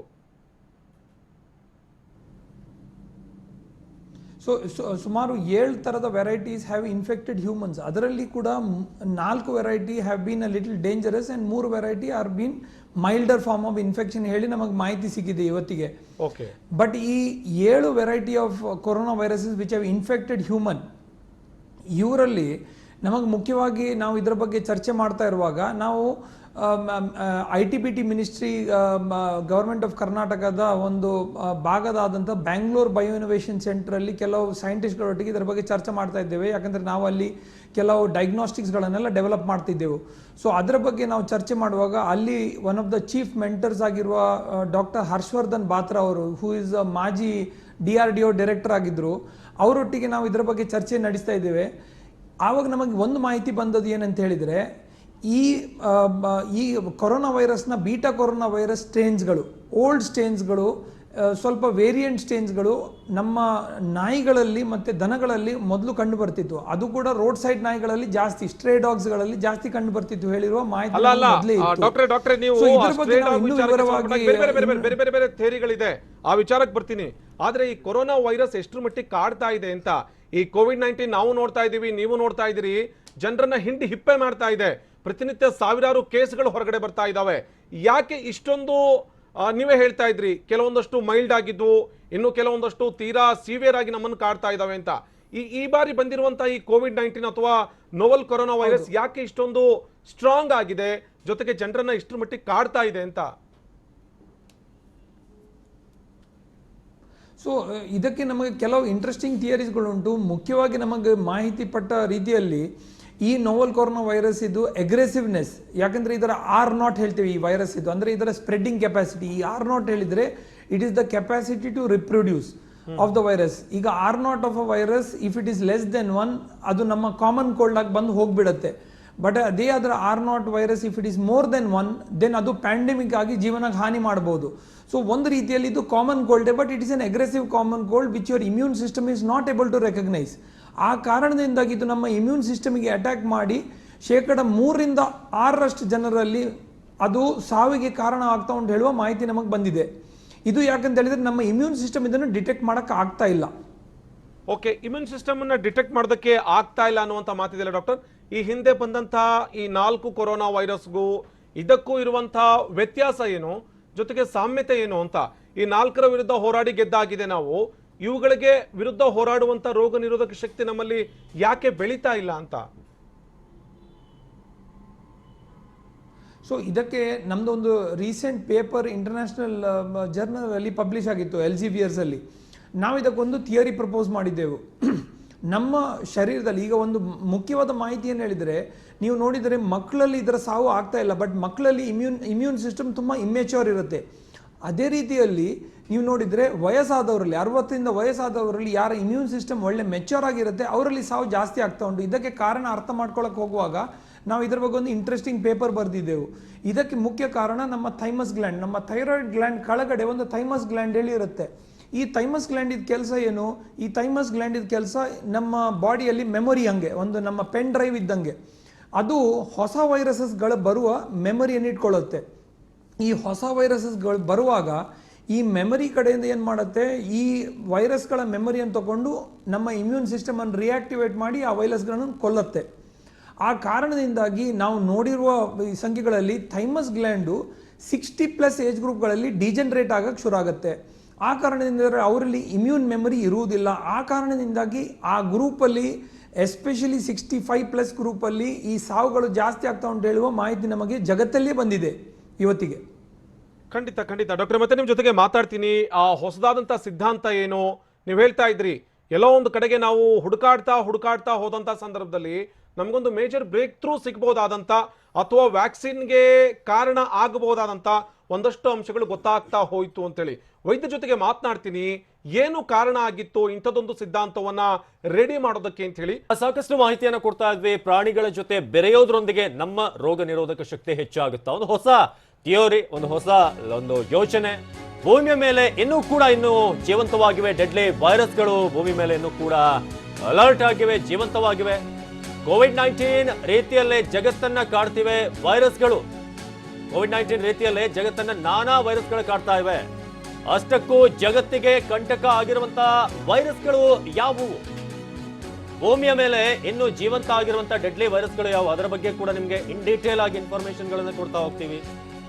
ಕೋವಿಡ್-19 ರೀತಿಯಲ್ಲೇ ಜಗತ್ತನ್ನ ಕಾಡ್ತಾ ಇವೆ ವೈರಸ್ಗಳು. ಈ ವೈರಸ್ಗಳು ಕೋವಿಡ್-19 ಮಾತ್ರ ಬಹಳ ಸ್ಟ್ರೇಂಜ್ ಆಗಿರುವಂಥದ್ದು ಅಥವಾ ಬಹಳ ಡೇಂಜರಸ್ ಅಂತ ನಾವು ಅನ್ಕೊಂಡ್ರೆ, ಅದೇ ರೀತಿಯಾದಂಥ ಅನೇಕ ವೈರಸ್ಗಳಿವೆ. ಅದೇ ರೀತಿಯಾಗಿ ವರ್ಷಗಳು ಕಳೆದ ಹಾಗೆ ವೈರಸ್ನ ಒಂದಷ್ಟು ಗುಣಲಕ್ಷಣಗಳು ಕೂಡ ಚೇಂಜ್ ಆಗ್ತಾ ಇರುತ್ತೆ. 7 ರೀತಿಯ ವೈರಸ್, ಕೊರೋನಾ ವೈರಸ್ಗಳು ಪ್ರಾಣ ಹಿಂಡಿದ್ದು ಹೇಗೆ? ಕೊರೋನಾ ವೈರಸ್, ಸಾರ್ಸ್ ಮತ್ತು ಮೆರ್ಸ್ ಬಹಳ ಅಪಾಯಕಾರಿ. 7 ವೈರಸ್ಗಳಲ್ಲಿ ಔಟ್ ಆಫ್ 7 ಈ 3 ವೈರಸ್ಗಳು ಬಹಳ ಅಪಾಯಕಾರಿ. ಸಾರ್ಸ್ ಮತ್ತು ಮೆರ್ಸ್ ಸಾಕಷ್ಟು ಜನರನ್ನ ಈಗಾಗಲೇ ಬಲಿ ಪಡೆದಿದೆ. ಸಾರ್ಸ್, ಮೆರ್ಸ್ ಮತ್ತು ಕೋವಿಡ್-19 ಈ 3 ವೈರಸ್ಗಳು ಬಹಳ ಡೇಂಜರಸ್, ಬಹಳ ಅಗ್ರೆಸಿವ್. ಅದರಲ್ಲಿ ಕೋವಿಡ್-19 ಅಂತೂ ಬಹಳ ತ್ವರಿತಗತಿಯಲ್ಲಿ ಇನ್ಕ್ರೀಸ್ ಆಗ್ತಾ ಹೋಗುತ್ತೆ, ಮಲ್ಟಿಪ್ಲೈ ಆಗ್ತಾ ಹೋಗುತ್ತೆ. ಭಾರತದಲ್ಲೂ ಕೂಡ 2 ಲಕ್ಷಕ್ಕೂ ಹೆಚ್ಚು ಜನರಿಗೆ ಕೊರೋನಾ ಈಗ ಆಲ್ರೆಡಿ ತಗುಲಿದೆ. 7 ರೀತಿಯ ಕೊರೋನಾ ವೈರಸ್ಗಳು ಪ್ರಾಣ ಹಿಂಡಿದ್ದು ಹೇಗೆ ಹಾಗಾದ್ರೆ? ಇದರ ಬಗ್ಗೆ ಇನ್ ಡೀಟೇಲ್ ಆಗಿ ಒಂದೊಂದಾಗಿ ಮಾಹಿತಿಯನ್ನು ನೀಡ್ತಾ ಹೋಗ್ತೀವಿ. ಇಲ್ಲಿ ಜಗತ್ತನ್ನ ಕಾಡ್ತಾ ಇರುವಂತಹ ವೈರಸ್ಗಳು ಒಂದಲ್ಲ ಎರಡಲ್ಲ, ಬಹುತೇಕ ವೈರಸ್ಗಳು ಬಂದಂತಹ ಸಂದರ್ಭದಲ್ಲಿ ಮನುಷ್ಯ ತನ್ನದೇ ಆದಂತಹ ಇಮ್ಯೂನ್ ಸಿಸ್ಟಮ್ ಅನ್ನ ಬಿಲ್ಡ್ ಮಾಡಿಕೊಂಡು ಆ ರೋಗದ ವಿರುದ್ಧವೋ ಅಥವಾ ವೈರಸ್ನ ವಿರುದ್ಧವೋ ಹೋರಾಡಿರುವಂತಹ ಉದಾಹರಣೆಗಳು ಸಾಕಷ್ಟಿದೆ. ಆದ್ರೆ ಈ ಬಾರಿ ಬಂದಿರುವಂತಹ ಕೊರೋನಾ ವೈರಸ್ ಜನರ ಜೀವವನ್ನ ಹಿಂಡ್ತಾ ಇದೆ. ಬಹುತೇಕರಲ್ಲಿ ಇಂಥದೊಂದು ಪ್ರಕರಣಗಳು ಎಷ್ಟು ಹೆಚ್ಚಾಗ್ತಾ ಇದೆ ಅಂತ ಹೇಳಿದ್ರೆ, ಬಹುತೇಕರು ಇದರ ವಿರುದ್ಧ ಹೋರಾಡೋದಕ್ಕೆ ಸಾಧ್ಯ ಆಗದೆ ಪ್ರಾಣವನ್ನೇ ತೆರ್ತಾ ಇದ್ದಾರೆ. ಇಂತಹ ಸಂದರ್ಭದಲ್ಲಿ ಈ ಕೊರೋನಾ ವೈರಸ್ ಅನ್ನುವಂಥ ಡೆಡ್ಲಿ ಮಹಾಮಾರಿ ವೈರಸ್ ಅನ್ನ ಕಟ್ಟಿ ಹಾಕೋದಕ್ಕೆ ಸಾಧ್ಯವೇ ಇಲ್ವಾ ಅನ್ನುವಂಥ ಮಾತು ಕೂಡ ಇದೆ. ಡಾಕ್ಟರ್ ವಿಶಾಲ್ ರವರು ನಮ್ಮ ಜೊತೆಗೆ ಜಾಯ್ನ್ ಆಗಿದ್ರು. ಡಾಕ್ಟರ್ ವಿಶಾಲ್ ರವರೇ, ಡೆಡ್ಲಿ ವೈರಸ್ಗಳು ಹಿಂದೆನೂ ಬಂದಿದೆ, ಈಗಲೂ ಕೂಡ ವೈರಸ್ ಇದೆ, ಮುಂದೆಯೂ ಕೂಡ ಎಂಥದೋ ವೈರಸ್ ಬರಬಹುದು, ನಮಗೂ ಗೊತ್ತಿಲ್ಲ. ಆದರೆ ಇಂಥದ್ರ ವಿರುದ್ಧ ಹೋರಾಡುವಂಥ ರೋಗ ನಿರೋಧಕ ಶಕ್ತಿ ನಮ್ಮಲ್ಲಿ ಬಿಲ್ಡ್ ಆಗ್ತಾ ಇಲ್ಲ ಅನ್ನುವಂಥ ಮಾತುಗಳು ಕೂಡ ಇದೆ. ಯಾಕೆ ಅದರಲ್ಲಿ ಹಿಂದೆ ಬೀಳ್ತಾ ಇದ್ದೀವಿ? ಯಾಕೆ ನಮ್ಮ ಇಮ್ಯೂನ್ ಸಿಸ್ಟಮ್ ಇಷ್ಟೊಂದು ವೀಕ್ ಆಗ್ತಿದೆ ಅಂತ?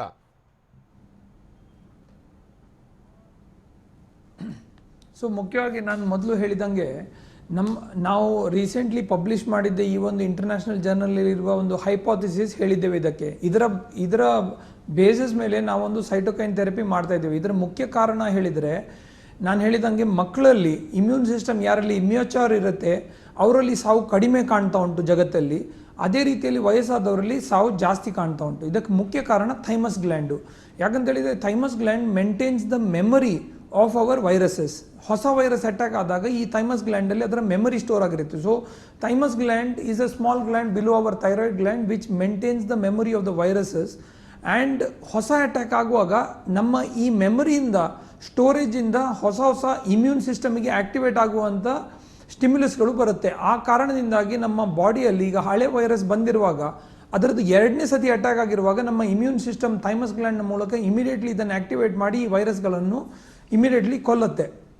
ಆ ಕಾರಣದಿಂದಾಗಿ ನಮ್ಮ ಬಾಡಿಯಲ್ಲಿ ಇಮ್ಯೂನ್ ಆಕ್ಟಿವೇಶನ್ ಆಗುವುದು is very common. But thymus gland ಯಾವ ವಯಸ್ಸಿನಲ್ಲಿ ಡಿಜೆನರೇಟ್ ಆಗಿರುತ್ತೋ 65+ ಅವರಲ್ಲಿ ಹೊಸ ವೈರಸ್ ಅಟ್ಯಾಕ್ ಆಗುವಾಗ ಅದಕ್ಕೆ ಮೆಮರಿ ಇರುವುದಿಲ್ಲ ನಮ್ಮ ಬಾಡಿಯಲ್ಲಿ.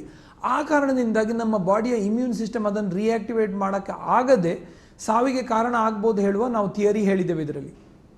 ಜೊತೆಗೆ ಡಾಕ್ಟರ್, ಈಗ ನಾವು ಬೇರೆ ಬೇರೆ ಕೇಸ್ಗಳನ್ನು ನೋಡ್ತಾ ಇದ್ವಿ. ಸಾರಿ ಕೇಸ್ಗಳಿರ್ಬೋದು, ILI, ಇದಕ್ಕೆಲ್ಲ ನೋಡಿದಾಗ ಮೋಸ್ಟ್ಲಿ ಯಂಗರ್ ಇರುವಂಥವ್ರು 50-60 ವರ್ಷ ಕೆಳಗಿನವರು ಕೂಡ ಒಂದಷ್ಟು ಜನ ಸಾವನ್ನಪ್ಪಿದ್ದಾರೆ. ಅವರ ಕೇಸ್ನಲ್ಲಿ ಥೈಮಸ್ ಗ್ಲ್ಯಾಂಡ್ ಯಾವ ರೀತಿಯಾಗಿ ರಿಯಾಕ್ಟ್ ಆಗುತ್ತೆ ಅಂತಂದ್ರೆ ಬಿಲೋ 50 ಇದ್ದಾಗ. ಸೊ ಇದರಲ್ಲಿ ಕೂಡ ನಮಗೆ ಇನ್ನೊಂದು ಇಂಟ್ರೆಸ್ಟಿಂಗ್ ಫೈಂಡಿಂಗ್ ಬಂದಿದೆ. ಮೆಜಾರಿಟಿ ಸಾವುಗಳನ್ನು ನೀವು ನೋಡಿದರೆ 90 to 95% of the deaths are happening in patients with comorbidities. Comorbidities ಹೇಳಿದರೆ ನಾನ್ ಕಮ್ಯುನಿಕೇಬಲ್ ಡಿಸೀಸಸ್. ಇದರಲ್ಲಿ ಮುಖ್ಯವಾಗಿ ಡಯಾಬಿಟೀಸು, ಬ್ಲಡ್ ಪ್ರೆಷರು ಅಥವಾ ಹಾರ್ಟ್ ಡಿಸೀಸು, ಶ್ವಾಸಕೋಶದ ಕಾಯಿಲೆ, ಕ್ಯಾನ್ಸರ್ ಅಥವಾ ಇತರ ನಾನ್ ಕಮ್ಯುನಿಕೇಬಲ್ ಡಿಸೀಸಸ್ ಆದಂಥ ಪೇಷಂಟ್ಸ್ಗಳಲ್ಲಿ ಇದರ ತೊಂದರೆ ಜಾಸ್ತಿ. ಈಗ ನಾನು ಲಾಸ್ಟ್ ಫ್ಯೂ ಪೇಷಂಟ್ಸ್ ನೋಡಿದ್ರಲ್ಲಿ ಅನ್ಕಂಟ್ರೋಲ್ ಡಯಾಬಿಟಿಕ್ಸ್ ಇದ್ದರು, ಅನ್ಕಂಟ್ರೋಲ್ ಹೈಪರ್ಟೆನ್ಸಿವ್ ಇದ್ದರು. ಸೊ ಇದರಲ್ಲಿ ಸಾವಾಗುವ ಕಾರಣ ವೈರಸ್ ಬದಲಿಗೆ ಅವರ comorbidities was the bigger concern. And that is a known fact that even in the younger age group, if you have comorbidities like uncontrolled diabetes or hypertension, that is a bigger life threat than the coronavirus itself for you. Okay. ಅಂದ್ರೆ already ಈ ಒಂದು symptoms ಇದ್ದಂಥವ್ರಿಗೆ ಅಥವಾ ಈ ಒಂದು ಕಾಯಿಲೆಗಳಿಂದ ಬಳಲ್ತಿರುವಂಥವ್ರಿಗೆ thymus gland ಇನ್ನಷ್ಟು weak ಆಗ್ತಾ ಹೋಗ್ತಿರುತ್ತಾ? ಅವರಲ್ಲಿ ಏಜ್ ಕಡಿಮೆ ಇದ್ರೂ ಕೂಡ ಆ ರೀತಿಯಾಗಿ ಏನಾದರೂ ಇರುತ್ತಾ ಅಂತ? ಅಂದ್ರೆ ಆಲ್ರೆಡಿ ನೀವು ಹೇಳಿದಾಗೆ ಡಯಾಬಿಟಿಸ್ ಇರುವಂಥದ್ದು, ಹಾರ್ಟ್ ಪೇಷಂಟ್ಗಳು, ಇವರಲ್ಲಿ ಹೌದು, ಅದಕ್ಕೂ ಕೂಡ ಸ್ಟ್ರಾಂಗ್ ಎವಿಡೆನ್ಸ್ ಉಂಟು ದಟ್ ಕೋಮಾರ್ಬಿಡಿಟಿ ಇದ್ದ ಪೇಷಂಟ್ಸ್ ಅಲ್ಲಿ thymus gland activity is a little lower ಹೇಳಿ ಅಂಡ್ ಲಿಂಫೋಸೈಟ್ಸ್ ಮತ್ತೆ ಅಡಿಷನಲ್ ಸೆಲ್ಸ್ ಗಳದ್ದು overall depletion is higher ಹೇಳಿರುವ ಒಳ್ಳೆ ಎವಿಡೆನ್ಸ್ ಕೂಡ ಉಂಟು ಇದರ ಮೇಲೆ. ಓಕೆ, ಅದೇ ರೀತಿಯಾಗಿ ನಮ್ಮ ಜೊತೆ ಡಾಕ್ಟರ್ ಚೇತನ್, ಅದೇ ರೀತಿ ಡಾಕ್ಟರ್ ಶಿವರಾಮ್ ಅವರು ಕೂಡ ಜಾಯ್ನ್ ಆಗಿದ್ದಾರೆ, ಇನ್ನು ಅಂಬಿಕಾ ಅವರು ಕೂಡ. ಚೇತನ್ ಅವರು ಕೇಳೋದಾದ್ರೆ ಹೇಳ್ತಾ ಇದ್ರು ಡಾಕ್ಟರ್ ಯಾವ ರೀತಿಯಾಗಿ ಈ ಡಿಫ್ರೆಂಟ್ ಟೈಪ್ ಆಫ್ ವೈರಸಸ್ ನಮ್ಮನ್ನ ಅಟ್ಯಾಕ್ ಆಗಿದೆ ಅಂತ. ಅದರಲ್ಲಿ ಥೈಮಸ್ ಗ್ಲ್ಯಾಂಡ್ ಬಹಳ ಪ್ರಮುಖವಾದಂತಹ ಪಾತ್ರವನ್ನು ವಹಿಸುತ್ತೆ ಅಂತ. ಬಟ್ ಎಲ್ರಿಗೂ ಕೂಡ ಇರುವಂತಹ ಪ್ರಶ್ನೆ, ಒಂದಷ್ಟು ಹಂತದವರೆಗೂ ಕೂಡ ರಿಕವರ್ ಆಗ್ತಾರೆ ಪೇಷಂಟ್ಗಳು, ಔಟ್ ಆಫ್ ಒಂದು ಎಕ್ಸ್ಟೆಂಟ್ ಹೋದ್ಮೇಲೆ ಬದುಕುವಂಥದ್ದು ಕಷ್ಟ ಆಗುತ್ತೆ. ಅದು ಆ ಪಾಯಿಂಟ್ ಆಫ್ ಟೈಮ್ ಏನದು, ಯಾಕೆ ಥೈಮಸ್ ಗ್ಲ್ಯಾಂಡ್ ಅಷ್ಟರ ಮಟ್ಟಿಗೆ ರಿಯಾಕ್ಷನ್ ಮಾಡುವಂಥದ್ದನ್ನು ಕಡಿಮೆ ಮಾಡುತ್ತೆ ಅಂತ, ಕಂಪ್ಲೀಟ್ ಸ್ಟಾಪ್ ಆಗುತ್ತೆ ಹೇಗೆ ಅಂತ? ಈಗ ಏನಾಗುತ್ತೆ, ಇಮ್ಯುನಿಟಿ ಅನ್ನೋದು ಕಮ್ಮಿನೂ ಇರಬಾರ್ದು ಜಾಸ್ತಿನೂ ಇರಬಾರ್ದು. ಸೊ ಪೇಷಂಟ್ ಸಾವಾಗ್ತಿರೋದು ನೀವು ನೋಡ್ತಿದ್ದಂಗೆ ಎಲ್ಲ ಹೈಪರ್ ಇಮ್ಯೂನ್ ರೆಸ್ಪಾನ್ಸ್ ಇಂದ, ಅಂದರೆ ಅವಶ್ಯಕತೆಗಿನ್ನ ಜಾಸ್ತಿ ಇಮ್ಯೂನ್ ರೆಸ್ಪಾನ್ಸ್ ಕೊಟ್ಟಲ್ಲಿ ಸೈಟೋಕೈನ್ ಸ್ಟಾರ್ಮ್, ಅವಾಗ ನಮ್ಮ ಬಾಡಿಗೆ ನಮ್ಮ ಇಮ್ಯುನಿಟಿನೇ ತೊಂದರೆ ಮಾಡುತ್ತೆ, ಅದರಿಂದ ಸಾವು ನೋವು ಆಗೋದು. ಸೊ ಹಾಗಾಗಿ ಈ ಗೈಡ್ಲೈನ್ಸ್ ಅಲ್ಲೆಲ್ಲ ಚೇಂಜ್ ಬಂದಿದ್ದು, ಸ್ಟೀರಾಯ್ಡ್ಸ್ ಕೊಡಬೇಕು, ಮತ್ತೆ ಹೆಪಾರಿನ್ ಕೊಡಬೇಕು, ಥ್ರಾಂಬೋಪ್ರೊಫಿಲಾಕ್ಸಿಸ್ ಕೊಡಬೇಕು ಅಂತೆಲ್ಲ ಬಂದಿದ್ದು. ಮುಂಚೆ ಅದು ಇರಲಿಲ್ಲ concept. Novel corona virus starting ಬಂದಾಗ ಆ ಕಾನ್ಸೆಪ್ಟ್ ಇರಲಿಲ್ಲ. ಬರ್ತಾ ಬರ್ತಾ ಅದ್ರ ಬಗ್ಗೆ ಸ್ಟಡೀಸ್ ಬಂದ ಮೇಲೆ ಇಟಲಿಲಿ, US ಅಲ್ಲಿ, then they started recognising it. So hyper immune response ಯಾವಾಗ ಆಗುತ್ತೆ, ಎಷ್ಟು ಇಮ್ಯುನಿಟಿ ಕೊಡಬೇಕು ಅಂದರೆ ಅದಕ್ಕೆ ವಿರುದ್ಧವಾಗಿ ಅತಿ ಹೆಚ್ಚಾಗಿ ರೆಸ್ಪಾನ್ಸ್ ಕೊಟ್ಟಾಗ ನಮ್ಮ ಬಾಡಿ ಡ್ಯಾಮೇಜ್ ಆಗುತ್ತೆ, ನಮ್ಮ own organs, lungs, alveoli damage ಆಗುತ್ತೆ. ಅವಾಗೇ ನಾವು ARDS, ಸಿವಿಯರ್ ARDSಗೆ ಹೋಗೋದು, ಅವಾಗೆ ಆಕ್ಸಿಜನ್ ಕಮ್ಮಿ ಆಗೋದು ಬಾಡಿಲಿ, ಅವಾಗೆ ತೊಂದರೆ ಆಗೋದು. ಸೊ ಅದು ಎಷ್ಟು ಚೆನ್ನಾಗಿ ಡೆವಲಪ್ ಆಗಿರುತ್ತೆ, ಎಷ್ಟು ಸ್ಪಷ್ಟವಾಗಿ ಇಮ್ಯೂನ್ ರೆಸ್ಪಾನ್ಸ್ ಕೊಡುತ್ತೆ ಅನ್ನೋದ್ರ ಮೇಲೆ ವ್ಯಕ್ತಿ ಪ್ರೋಗ್ರೆಷನ್ ಇದ್ರ ಮೇಲೆ ಹೋಗುತ್ತೆ. ಸೊ ಬಟ್ ಕರೋನಾ ವೈರಸ್ ಸಂಬಂಧಪಟ್ಟಂಗೆ ಯಾರು ಇಮ್ಯುನೋ ಕಾಂಪಿಟೆಂಟ್ ಇದ್ದಾರೆ, ಯಂಗ್ ಹೆಲ್ದಿ ಪೇಷಂಟ್ಸ್, ಅವರೆಲ್ಲ ಮೈಲ್ಡ್ ಆಗಿ ರಿಸಾಲ್ವ್ ಆಗಿದ್ದಾರೆ. ಬಟ್ ಅವಾಗಲೇ ಡಾಕ್ಟರ್ ಹೇಳ್ದಂಗೆ ಯಾರು ಈ ಸ್ಪೆಷಲ್ ಕ್ಯಾಟಗರಿ ಪೇಷಂಟ್ಸ್ ಇದ್ದಾರೆ, old age, already chronic diseases ಇರೋರು, ಅಂಥವ್ರಿಗೆ ಈ ಪ್ರಾಬ್ಲಮ್ ಆಗ್ತಿರೋದು. ಓಕೆ ಓಕೆ, ಸಾಕಷ್ಟು ಇಂಟ್ರೆಸ್ಟಿಂಗ್ ವಿಚಾರಗಳನ್ನ ಹೇಳ್ತಾ ಇದ್ರು ಡಾಕ್ಟರ್ ಚೇತನ್ ಅವರು ಕೂಡ. ಅಂದ್ರೆ ನಮ್ಮ ರೋಗ ನಿರೋಧಕ ಶಕ್ತಿ ಇರಬೇಕು, ಹೌದು, ಆದ್ರೆ ಒಂದು ಹಂತಕ್ಕಿಂತ ಜಾಸ್ತಿ ಇದ್ರೂ ಕೂಡ ಅದೇ ನಮಗೆ ಮಾರಕ ಆಗ್ಬೋದು ಅಂತ. ಇಂಥ ಅನೇಕ ಇಂಟ್ರೆಸ್ಟಿಂಗ್ ವಿಚಾರಗಳಿದೆ. ಜೊತೆಗೆ ಈ ಪ್ರಾಣಿಗಳ ಜೊತೆ ಬೆರೆಯೋದ್ರಿಂದ ನಮ್ಮ ರೋಗ ನಿರೋಧಕ ಶಕ್ತಿ ಹೆಚ್ಚಾಗ್ಬೋದು ಅನ್ನೋದ್ರ ಬಗ್ಗೆ ಕೂಡ ಮುಂದಿನ ಹಂತದಲ್ಲಿ ನಾವು ಮಾತನಾಡ್ತಾ ಇದ್ವಿ. ಹೇಗೆ ಈ ಒಂದು ವ್ಯಾಕ್ಸಿನ್ ವಿಚಾರವಾಗಿ ಪ್ರಯೋಗಗಳು ನಡೀತಾ ಇದೆ, ಅದರಲ್ಲೂ ಕೂಡ ಭಾರತದಿಂದಲೇ ಬಹಳ ವಿಶಿಷ್ಟವಾದಂಥ ಕರ್ನಾಟಕದಿಂದ ಒಂದಷ್ಟು ಪ್ರಯತ್ನಗಳಾಗ್ತಿದೆ. ಯಾವ ಪ್ರಾಣಿಗಳು ಕೊರೋನಾ ಕೊಲ್ಲೋಕೆ ಸಿದ್ಧವಾಗಿ ನಿಂತಿವೆ, ಟಿವಿ9 ರಿವೀಲ್ ಮಾಡ್ತಾ ಇದೆ ಪಕ್ಕಾ ಸೈಂಟಿಫಿಕ್ ಇನ್ಫಾರ್ಮೇಶನ್. ನಮ್ಮನ್ನು ಕಾಪಾಡೋಕೆ ಹೊರಟಿರುವಂತದ್ದು ಮನುಷ್ಯರಲ್ಲ, ಪ್ರಾಣಿಗಳು. ನಿಮ್ಮ ಮನೆಯಲ್ಲಿರುವಂತಹ ಪ್ರಾಣಿಗಳು ವೈರಸ್ನಿಂದ ಮುಕ್ತಗೊಳಿಸ್ತಾವ? ಹಾಗಾದ್ರೆ ನೀವೇ ಸಾಕಿದಂತ ಪ್ರಾಣಿಗಳು ನಿಮಗೆ ಜೀವ ರಕ್ಷಕವಾಗಿ ಮಾರ್ಪಾಡಾಗುವಂತ ಸಾಧ್ಯತೆ ಇದೆ. ನಿಮ್ಮ ಜೀವ ಕಾಪಾಡೋಕೆ ಈ ಪ್ರಾಣಿಗಳಿಂದ ಮಾತ್ರ ಸಾಧ್ಯನಾ? ಈ ಪ್ರಾಣಿಗಳು ನಮ್ಮ ಜೀವವನ್ನ ಕಾಪಾಡೋದಾದ್ರೂ ಹೇಗೆ? ಏನ್ ಲಾಜಿಕ್ ಇದೆ ಈ ಒಂದು ಥಿಯರಿಯ ಹಿಂದೆ, ಈ ರಿಸರ್ಚ್ ನ ಹಿಂದೆ? ಹಾಗಿದ್ರೆ ಅದಕ್ಕಿರುವಂತಹ ವೈಜ್ಞಾನಿಕ ವಿಶ್ಲೇಷಣೆಗಳು ಏನು? ಎಲ್ಲವನ್ನು ಕೂಡ ಪಿನ್ ಟು ಪಿನ್ ಆಗಿ ನಿಮ್ಮ ಮುಂದೆ ಡೀಟೇಲ್ಸ್ ಅನ್ನ ಹೇಳ್ತಾ ಹೋಗ್ತೀವಿ. ಟಿವಿ9 ರಿವೀಲ್ ಮಾಡ್ತಾ ಇದೆ ಎಲ್ಲೂ ಸಿಗದಂತ ಪಕ್ಕಾ ವೈಜ್ಞಾನಿಕ ಮಾಹಿತಿ. ಯಾವ ಪ್ರಾಣಿಗಳು ಕೊರೋನಾ ಕೊಲ್ಲೋಕೆ ಸಿದ್ಧವಾಗಿ ನಿಂತಿವೆ, ಈ ಥಿಯರಿ ಏನು, ಏನ್ ರಿಸರ್ಚ್ ಆಗ್ತಾ ಇದೆ, ಪ್ರಾಣಿಗಳು ಹೇಗೆ ನಿಮ್ಮನ್ನ ಕಾಪಾಡೋಕೆ ಸಾಧ್ಯ? ನಮ್ಮನ್ನು ಕಾಪಾಡೋಕೆ ಹೊರಟಿರೋದು ಮನುಷ್ಯರಲ್ಲ, ಪ್ರಾಣಿಗಳು. ಪ್ರಾಣಿಗಳು ಅಂತ ಅಂದಾಗ ಸಾಮಾನ್ಯವಾಗಿ ನಾಯಿಗಳಂದಾಗ ಒಂದು ರಕ್ಷಣೆ ವಿಚಾರವಾಗಿರ್ಬೋದು, ಹಸುಗಳು ಹಾಲು ಕೊಡ್ತವೆ, ಅದೇ ರೀತಿಯಾಗಿ ಬೇರೆ ಬೇರೆ ವಿಚಾರವಾಗಿ ನಾವು ಪ್ರಾಣಿಗಳನ್ನ ಬಳಸ್ಕೋತೀವಿ. ಆದ್ರೆ ಪ್ರಾಣಿಗಳು ಹೇಗೆ ನಮ್ಮನ್ನ ಉಳಿಸಬಹುದು ಅನ್ನೋ ರೀತಿಯಾಗಿ ಕೂಡ ನಮ್ಮನ್ನ ಕಾಪಾಡೋಕೆ ನಿಂತಿರೋದೇ ಆ ಎರಡು ಪ್ರಾಣಿಗಳು. ಅನೇಕ ಸಾಕು ಪ್ರಾಣಿಗಳಿವೆ ನಿಮಗೆ ಗೊತ್ತಿರೋ ಹಾಗೆ. ಹಾಗಾದ್ರೆ ಬೀದಿ ನಾಯಿಗಳು ಮತ್ತು ಹಸುಗಳು ಹೇಗೆ ನಮ್ಮ ಪ್ರಾಣವನ್ನ ಉಳಿಸೋಕೆ ಸಾಧ್ಯನಾ? ಏನಿದೆ ಈ ರಿಸರ್ಚ್ ನ ಹಿಂದಿರುವಂತ ಒಂದಷ್ಟು ವಿಚಾರಗಳು? ಕೊರೋನಾಗೆ ಈ ಪ್ರಾಣಿಗಳಿಂದ ಮದ್ದು ಹೇಗೆ ತಯಾರಾಗಬಹುದು? ನಮ್ಮನ್ನ ಕಾಪಾಡೋಕೆ ನಿಂತಿರುವಂತ ಆ ಎರಡು ಪ್ರಾಣಿಗಳು, ನೀವೇ ಸಾಕುವಂತ ಹಸುಗಳು, ನೀವುಗಳು, ಎಲ್ಲರೂ ಕೂಡ ಸಾಕುವಂತ ಬೀದಿ ನಾಯಿಗಳಿರ್ಬೋದು ಅಥವಾ ಮನೆಯಲ್ಲಿ ಸಾಕುವಂತ ನಾಯಿಗಳು, ಇದೆಲ್ಲವೂ ಕೂಡ ಹೇಗೆ ನಿಮ್ಮ ಜೀವವನ್ನ ಉಳಿಸಬಹುದು? ಬಹಳ ಇಂಟ್ರೆಸ್ಟಿಂಗ್ ಆದಂತ ಥಿಯರಿ ಇದು. ನೀವು ಇದನ್ನ ಕೊನೆ ತನಕ ವಿತ್ ಡೀಟೇಲ್ಸ್ ನೋಡ್ಲೇಬೇಕು. ಯಾಕಂದ್ರೆ ಬಹಳಷ್ಟು ಮಾಹಿತಿ ಸಿಗಬೇಕಾದಂತ ಒಂದು ಕಾರ್ಯಕ್ರಮ, ಸಿಗುವಂತ ಒಂದು ಕಾರ್ಯಕ್ರಮ ಇದು. ಅದಕ್ಕೋಸ್ಕರ ಈ ಎರಡು ಪ್ರಾಣಿಗಳು ನಮ್ಮ ಪ್ರಾಣವನ್ನ ಉಳಿಸೋದು ಹೇಗೆ, ಇದೆಲ್ಲವನ್ನು ಕೂಡ ಬಹಳ ಆಸಕ್ತಿಕರವಾದಂತ ವಿಚಾರಗಳಿವು. ಸದ್ಯ ದೇಶದಲ್ಲಿ ಜನರ ಪ್ರಾಣ ಉಳಿಸೋಕೆ ಎರಡು ಪ್ರಾಣಿಗಳು ಕಾರಣವಾಗಿವೆ. ಪ್ರಾಣಿಗಳನ್ನ ಹೇಗೆ ಟ್ರೀಟ್ ಮಾಡಲಾಗ್ತಿದೆ ಅಂತ ಒಂದೆರಡು ಉದಾಹರಣೆಗಳನ್ನ ನಾವು ನೋಡ್ತಾ ಇದ್ವಿ. ಕೇರಳದಲ್ಲಿ ಆನೆ ವಿಚಾರವಾಗಿರ್ಬೋದು, ಹಸುವಿನ ವಿಚಾರವಾಗಿ ಉತ್ತರ ಭಾರತದಲ್ಲಿ. ಆದ್ರೆ ಅದೇ ಪ್ರಾಣಿಗಳು ನಿಮ್ಮ ಜೀವವನ್ನ ಉಳಿಸಬಹುದು. ಬಹಳಷ್ಟು ಪ್ರಾಣಿಗಳ ವಿಚಾರದಲ್ಲಿ ಅವುಗಳ ಪ್ರಾಣ ಉಳಿಸುವಂತ ರೀತಿಯಾಗಿ ಜನರ ಕಾಳಜಿ ಕಡಿಮೆ ಇರುತ್ತೆ ಮನುಷ್ಯರದ್ದು. ಆದ್ರೆ ಪ್ರಾಣಿಗಳು ನಿಮ್ಮ ಒಂದು ಆರೋಗ್ಯವನ್ನ ಕಾಪಾಡಬಹುದು. ರೋಗ ನಿರೋಧಕ ಶಕ್ತಿ ನಮ್ಮಲ್ಲೂ ಕೂಡ ಬಂದಿದೆ, ಪ್ರಾಣಿಗಳಿಂದಲೇ ಬಂದಿದೆಯಂತೆ ಈ ಒಂದು ಥಿಯರಿ.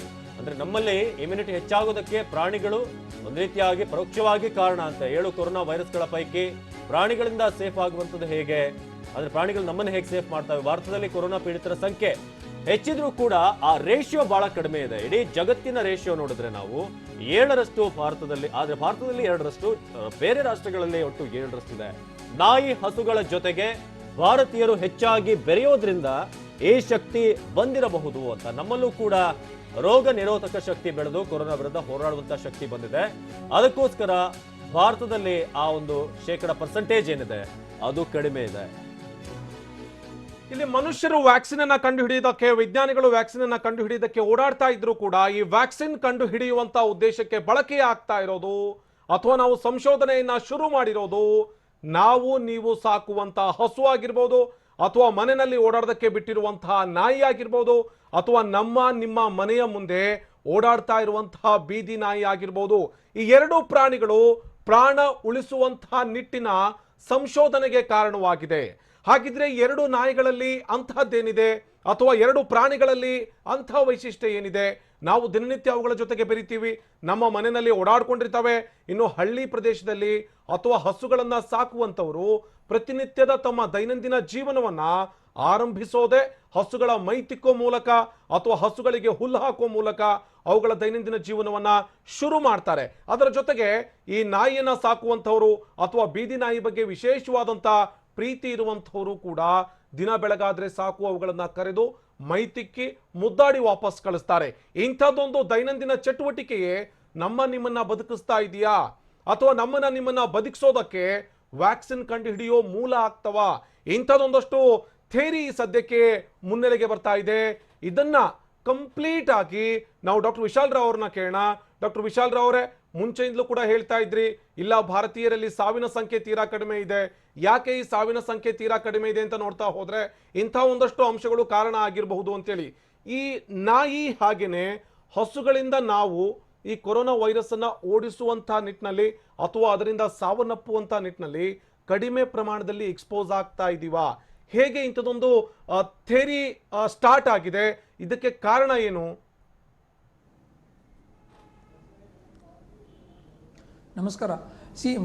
ಮೊದಲಾಗಿ ನಮಗೆ ಕಂಡು ಬಂದದ್ದು ನೀವು ಹೇಳಿದಂಗೆ ಸಾವು ರೀತಿಯಲ್ಲಿ ನೋಡಿದರೆ, ಗ್ಲೋಬಲ್ ಮಾರ್ಟಾಲಿಟಿ ರೇಟಲ್ಲಿ ನೋಡಿದರೆ ವರ್ಲ್ಡಲ್ಲಿ it is at about 7 to 7.5. But ನಮ್ಮ ದೇಶದಲ್ಲಿ it is less than 2%, around 2 to 2.5% ವರೆಗೆ ಉಂಟು. ಸೊ ಇದಕ್ಕೆ ಈ ಸಾವುಗಳು ಇಷ್ಟು ಕಡಿಮೆ ಇರುವುದು ನಮ್ಮ ಕಾರಣ. ನಮ್ಮ ಇನ್ಫೆಕ್ಷನ್ ರೇಟ್ ಜಾಸ್ತಿ ಆದರೂ ಕೂಡ ಅದರಲ್ಲಿ ಸಾವಿಗೆ ಅಪ್ಪಿಕೊಳ್ಳುವವರು ತುಂಬ ಕಮ್ಮಿ ಇದ್ದಾರೆ. ಇದಕ್ಕೆ ಕಾರಣ ಏನು ಹೇಳಿ ಯೋಚನೆ ಮಾಡೋಕ್ಕೆ ಶುರು ಮಾಡಿರುವಾಗ ನಾವು ಇದರ ಬಗ್ಗೆ ಕೆಲವು ಸಂಶೋಧನೆಗಳನ್ನು ನಡೆಸಿದ್ದೆವು. ಇದರಲ್ಲಿ ಬ್ಯಾಂಗ್ಳೂರ್ ಬಯೋ ಇನೋವೇಷನ್ ಸೆಂಟರ್, ನಮ್ಮ ITBT ಮಿನಿಸ್ಟ್ರಿ, ಗವರ್ಮೆಂಟ್ ಆಫ್ ಕರ್ನಾಟಕದ ಒಂದು ಸಂಸ್ಥೆ, ಅದಲ್ಲದೆ ಡಾಕ್ಟರ್ ಹರ್ಷವರ್ಧನ್ ಬಾತ್ರ ಅವರು ಮಾಜಿ DRDO ಡೈರೆಕ್ಟರ್ ಆದವರು, ಮತ್ತು DBT department of biotechnology government of ಇಂಡಿಯಾದು ಚೇರ್ಮನ್ ಆಗಿದ್ದಾರೆ ಆನಿಮಲ್ ಟೆಕ್ನಾಲಜಿಯಲ್ಲಿ. ಮತ್ತು ಸೆಸ್ನಾ ಕ್ಲಿನಿಕ್ ಇದು ಡಾಕ್ಟರ್ ಪವನ್ ಅವರು ವೆಟರ್ನೇರಿಯನ್. ನಾವೆಲ್ಲ ಕೂತ್ಕೊಂಡು ಇದರ ಬಗ್ಗೆ ಕೆಲವೆಲ್ಲ ಚರ್ಚೆ ಮಾಡಿದ್ದೆವು. ಅದರೊಟ್ಟಿಗೆ ಈ ಸಂಶೋಧನೆಗಳ ಬಗ್ಗೆ ನಾವು ಎಮರಿ ಯೂನಿವರ್ಸಿಟಿ ಅಟ್ಲಾಂಟಾ USA ಅಲ್ಲಿರುವ ಕೆಲವು ಸೈಂಟಿಸ್ಟ್ಗಳೊಟ್ಟಿಗೆ ಇದರ ಬಗ್ಗೆ ಚರ್ಚೆ, ವ್ಯಾಕ್ಸಿನ್ ಸೆಂಟ್ರಲ್ಲಿ ಅವ್ರ ಸೆಂಟರ್ಸ್ ಒಟ್ಟಿಗೆ ಚರ್ಚೆ ಮಾಡುವಾಗ ಕೆಲವು ಇಂಟ್ರೆಸ್ಟಿಂಗ್ ಮಾಹಿತಿಗಳು ಎದುರಿಗೆ ಬಂತು. ಮುಖ್ಯವಾಗಿ ಏನು ಬಂತು ಹೇಳಿದರೆ, ಈ ಕೊರೋನಾ ವೈರಸ್ ಸ್ಟೇನ್, ನಾನು ಮೊದಲು ಹೇಳಿದಂಗೆ ಹ್ಯೂಮನ್ ಕೊರೋನಾ ವೈರಸ್ ಸ್ಟೇನಲ್ಲಿ 7 ಸ್ಪೀಶೀಸ್ ಆರ್ ಡೇಂಜರಸ್.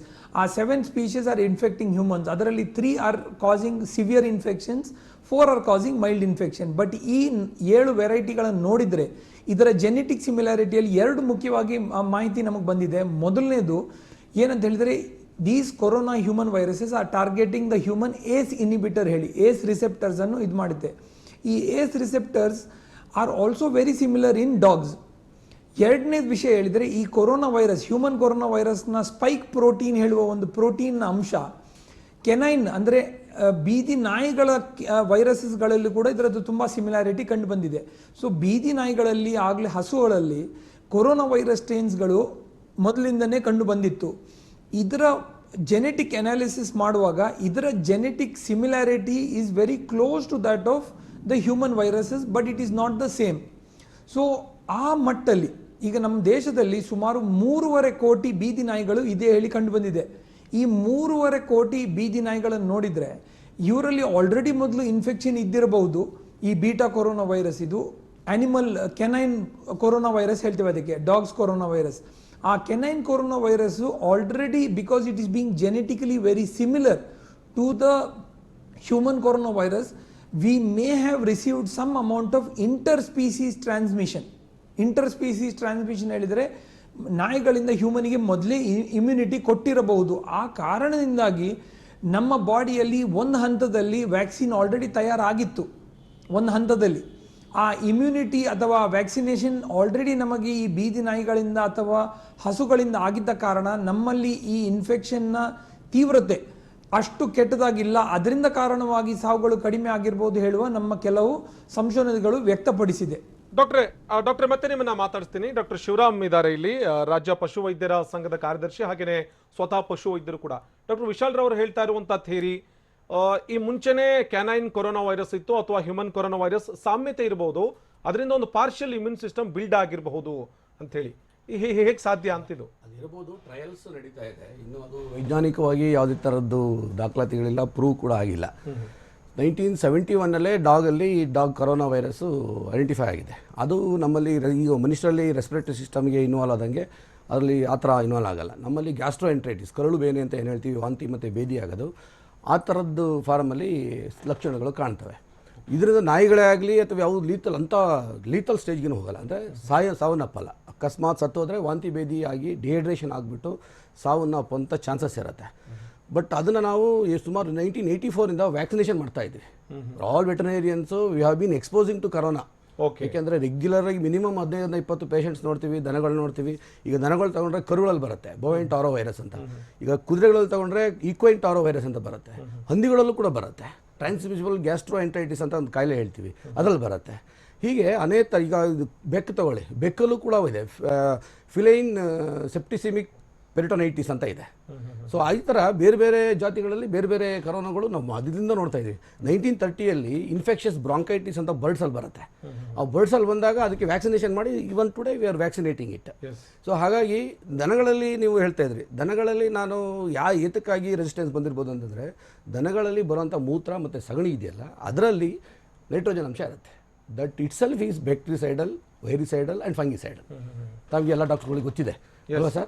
ಅದು ಇಟ್ ವಿಲ್ ಕಿಲ್ ಆಲ್. ಹಿಂದೆ ತಾವು ಒಂದು ಗಮನಿಸಿರ್ಬೋದು, ಯಾರಾದರೂ ನಿಧನ ಹೊಂದಂಥ ಸಮಯದಲ್ಲಿ ಈ ಥರ ಸ್ಯಾನಿಟೈಸರ್ಸು ಅಥವಾ ಆ್ಯಂಟಿಸೆಪ್ಟಿಕ್ ಲೋಷನ್ಸು ಏನು ಇರಲಿಲ್ಲ, ಡೆಟಾಲ್ ಆಗಲಿ ಏನೂ ಇರಲಿಲ್ಲ. ಆವಾಗ ಯಾವ ರೋಗದಿಂದ ಸತ್ತೋಗಿದನೋ ಗೊತ್ತಿರಲ್ಲ, ಅದಕ್ಕೆ ಸಗಣಿ ಇಡ್ತಾಯಿದ್ರು. ಅವನು ಎಲ್ಲ ಕ್ರಿಮೇಷನ್ಸ್ ಮುಗಿಸಿ ಅಂತ್ಯಕ್ರಿಯೆ ಮುಗಿದ ಮೇಲೆ ಆ ಸಗಣಿಯನ್ನು ಮುಟ್ಟಿ ಬರ್ತಾಯಿದ್ರು, ಎಕ್ಕದೆ ಹೆಲನ ಇಟ್ಟು ಬರ್ತಾಯಿದ್ರು.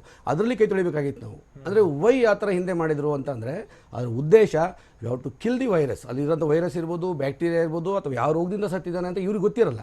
ಸೊ ಅದಕ್ಕಾಗಿ ಆ ಸಗಣಿಯಿಂದ ತೊಳಸ್ತಾ ಇದ್ರು. ಇವತ್ತು ಕೂಡ ಪದ್ಧತಿಯಲ್ಲಿದೆ. ತಾವು ಯಾವ್ದಾದ್ರು ಅಂತ್ಯಕ್ರಿಯೆಗೆ ಹೋಗಿದ್ರೆ ತಾವು ಗಮನಿಸಬಹುದು, ಇವನ್ ಟುಡೇ ಅದು ಪದ್ಧತಿಯಲ್ಲಿದೆ. ಅಲ್ಲ, ಈಗ ಡಾಕ್ಟರ್ ವಿಶಾಲ್ ರವರು ಹೇಳ್ತಾ ಇರೋದು ಅದಕ್ಕೆ ರಿಲೇಟೆಡ್ ಹೇಳ್ತಾ ಇರೋದು. ನಾನು ಆ ರೀತಿಯಾಗಿ ಪ್ರೊಟೆಕ್ಷನ್ ಸಿಗ್ತಾ ಇರಬಹುದು. ನಾನು ಹೇಳ್ತಾ ಇರೋದು ನೈಟ್ರೋಜನ್ ಇದೆಯಲ್ಲ, ಅದು that might of killing the virus ಅಥವಾ ಪ್ರೊಟೆಕ್ಷನ್ ಕೊಡ್ತಾ ಇರ್ಬೋದು ಅನ್ನೋದೊಂದು ಇದಿದೆ. ಬಟ್ ಏನಾಗಿದೆ, ದನಗಳಲ್ಲಿ ಬರಲ್ಲ, ಹಸುಗಳಲ್ಲಿ ನಾವು ಕೊರೋನಾ ವೈರಸ್ ಬರಲ್ಲ. ಇದು ಕರುಗಳಲ್ಲಿ ನೋಡ್ತೀವಿ. ಕರುನಲ್ಲಿ ಯಾವ ಥರ ಬರುತ್ತೆ, ಒಂದು ಬೇದಿ ಆಗುತ್ತೆ, ಗ್ಯಾಸ್ಟ್ರೋಎಂಟ್ರೈಟಿಸ್ ಆಗಿಬಿಟ್ಟು ಬೇದಿ ಅಥವಾ ಆ ಥರದ್ದು ಸಿಂಪ್ಟಮ್ಸ್ ಕಾಣ್ಬೋದು. ಅಷ್ಟು ಬಿಟ್ಟರೆ ನನಗೆ ಅನ್ನಿಸ್ದಂಗೆ ಸೈಂಟಿಫಿಕ್ ಆಗಿ ಇನ್ನೂ ಯಾವುದೇ ಥರದ ಮಾಹಿತಿ ಇಲ್ಲ. ಅದೇ ನಾಯಿಗಳಲ್ಲಿ ನಿಜ ಇದೆ, ಕಂಟಿನ್ಯೂಸ್ ಆಗಿದೆ. ಬಟ್ ಬೀದಿ ನಾಯಿಗಳಲ್ಲೂ ಎಕ್ಸ್ಪೋಸ್ ಆಗ್ತಾಯಿದೆ, ಅದಕ್ಕೆ ವ್ಯಾಕ್ಸಿನೇಷನ್ ಮಾಡೋಕ್ಕಾಗ್ತಾ ಇಲ್ಲ. ಅದೇ ಸಾಕು ಪ್ರಾಣಿಗಳಲ್ಲಿ ನಾವು ವ್ಯಾಕ್ಸಿನೇಷನ್ ಮಾಡ್ತಾ ಇದ್ವಿ. ಕರೋನಾ ವ್ಯಾಕ್ಸಿನ್ ಇದೆ, ಈಗಲೂ ಕೂಡ ವ್ಯಾಕ್ಸಿನ್ ಮಾಡ್ತಾ ಇದ್ವಿ. ಹಂಗಂತ ಹೇಳ್ಬಿಟ್ಟು ವ್ಯಾಕ್ಸಿನ್ ಮಾಡಿದ್ದೀವಿ ಅಂತೇಳಿ ನಾವು ಪಕ್ಕದಲ್ಲಿ ಎತ್ತರದಲ್ಲಿ ಮಲಗಿಸ್ಕೊಬಾರ್ದು. ಸಮ್ ಅಲರ್ಜಿ ಶುರು ಆಗೋದು. ಡಾಕ್ಟರ್ ಹೇಳ್ತಾ ಇದ್ರು ಅಲರ್ಜಿ ಶುರು ಆಗ್ಬೋದು, ಅದು ಹೇರ್ ಫಾಲಿ ಆಗ್ತಾ ಇರ್ತದೆ. ಅತಿ ಕ್ಲೋಸ್ ಕಾಂಟ್ಯಾಕ್ಟಲ್ಲಿ ಇರ್ಬೋದು. ನಾಯಿಗಳಿಗೆ ವ್ಯಾಕ್ಸಿನೇಷನ್ ಮಾಡಬೇಕು, ಕ್ಲೀನಿಂಗಲ್ಲಿ ಇಟ್ಕೋಬೇಕು, ಅದನ್ನು ಇರಬೇಕಾದ ಸ್ಥಳದಲ್ಲಿ ಅದು ಇರಿಸಬೇಕು. ಬಟ್ ಆ ನಾಯಿ ಜೊತೆ ನಾವು ಸಂಪರ್ಕಕ್ಕೆ ಬಂದಿರೋ ಕಾರಣಕ್ಕಾಗಿ ಇಮ್ಯೂನ್ ಸಿಸ್ಟಮ್ ಬಿಲ್ಡ್ ಆಗಿದೆ ಅಂತ ಹೇಳಿ ಅನ್ಸುತ್ತಾ ಅಂತ? ಅಲ್ಲ, ಇರ್ಬೋದು. ಈಗ 1 or 2 ಆ್ಯಂಟಿಜೆನ್ಸ್ ನಮಗೆ ಸೇರಿದಾಗ, ಆ್ಯಂಟಿಜೆನ್ಸ್ ಈಸ್ ನಥಿಂಗ್ ಬಟ್ ವ್ಯಾಕ್ಸಿನ್ ಅಂತ. 1 or 2 ವೈರಸ್ ನಮಗೆ ಸೇರಿದಾಗ ನಮ್ಮ ಬಾಡಿಯಲ್ಲಿ ಅವರು ಆಗಲೇ ಥೈಮಸ್ ಅಂತ ಹೇಳ್ತಾರಲ್ಲ, ಆಂಟಿಬಾಡೀಸ್ ಪ್ರೊಡಕ್ಷನ್ ಆಗಿರುತ್ತೆ, ಡೆಫಿನೆಟಾಗಿ ಇದಾಗುತ್ತೆ. ಮತ್ತು ಒನ್ ಮೋರ್ ಥಿಂಗ್ ಏನಾಗ್ತಿದೆ ಅಂದರೆ, ನಮ್ಮ ಇಂಡಿಯನ್ ಮೆಥಡ್ ಆಫ್ ಈಟಿಂಗ್ ಇದೆಯಲ್ಲ, ಬಾಯ್ಲ್ಡ್ ಕುಕ್ಕಿಂಗ್ ಮಾಡಿ 100 ಡಿಗ್ರಿಯಲ್ಲಿ ನಾವು ಯಾವುದೇ ವಸ್ತುನ ನಾವು ಯಾರೂ ಕೂಡ ಹಸಿ ಮಾಂಸ ತಿನ್ನಲ್ಲ. ಅದೇ ಚೈನಾದವ್ರ ಥರ ತಿನ್ನಲ್ಲ. ಚೈನಾದವ್ರ ಒಂದು ಹ್ಯಾಬಿಟ್ ಏನಾಗಿದೆ ಅಂದರೆ, ಅವರು ಎಲ್ಲ ಪ್ರಾಣಿಗಳಲ್ಲೂ ಕಾಡು ಪ್ರಾಣಿಗಳಲ್ಲಿ ಮೆಡಿಸಿನ್ ವ್ಯಾಲ್ಯೂ ಇದೆ ಅಂದ್ಕೊಂಡು ಎಲ್ಲ ಪ್ರಾಣಿಗಳು ತಂದು ಹಾಗೆ ತಿಂತಾರೆ, ಹಸಿಯಾಗೆ ತಿಂತಾರೆ.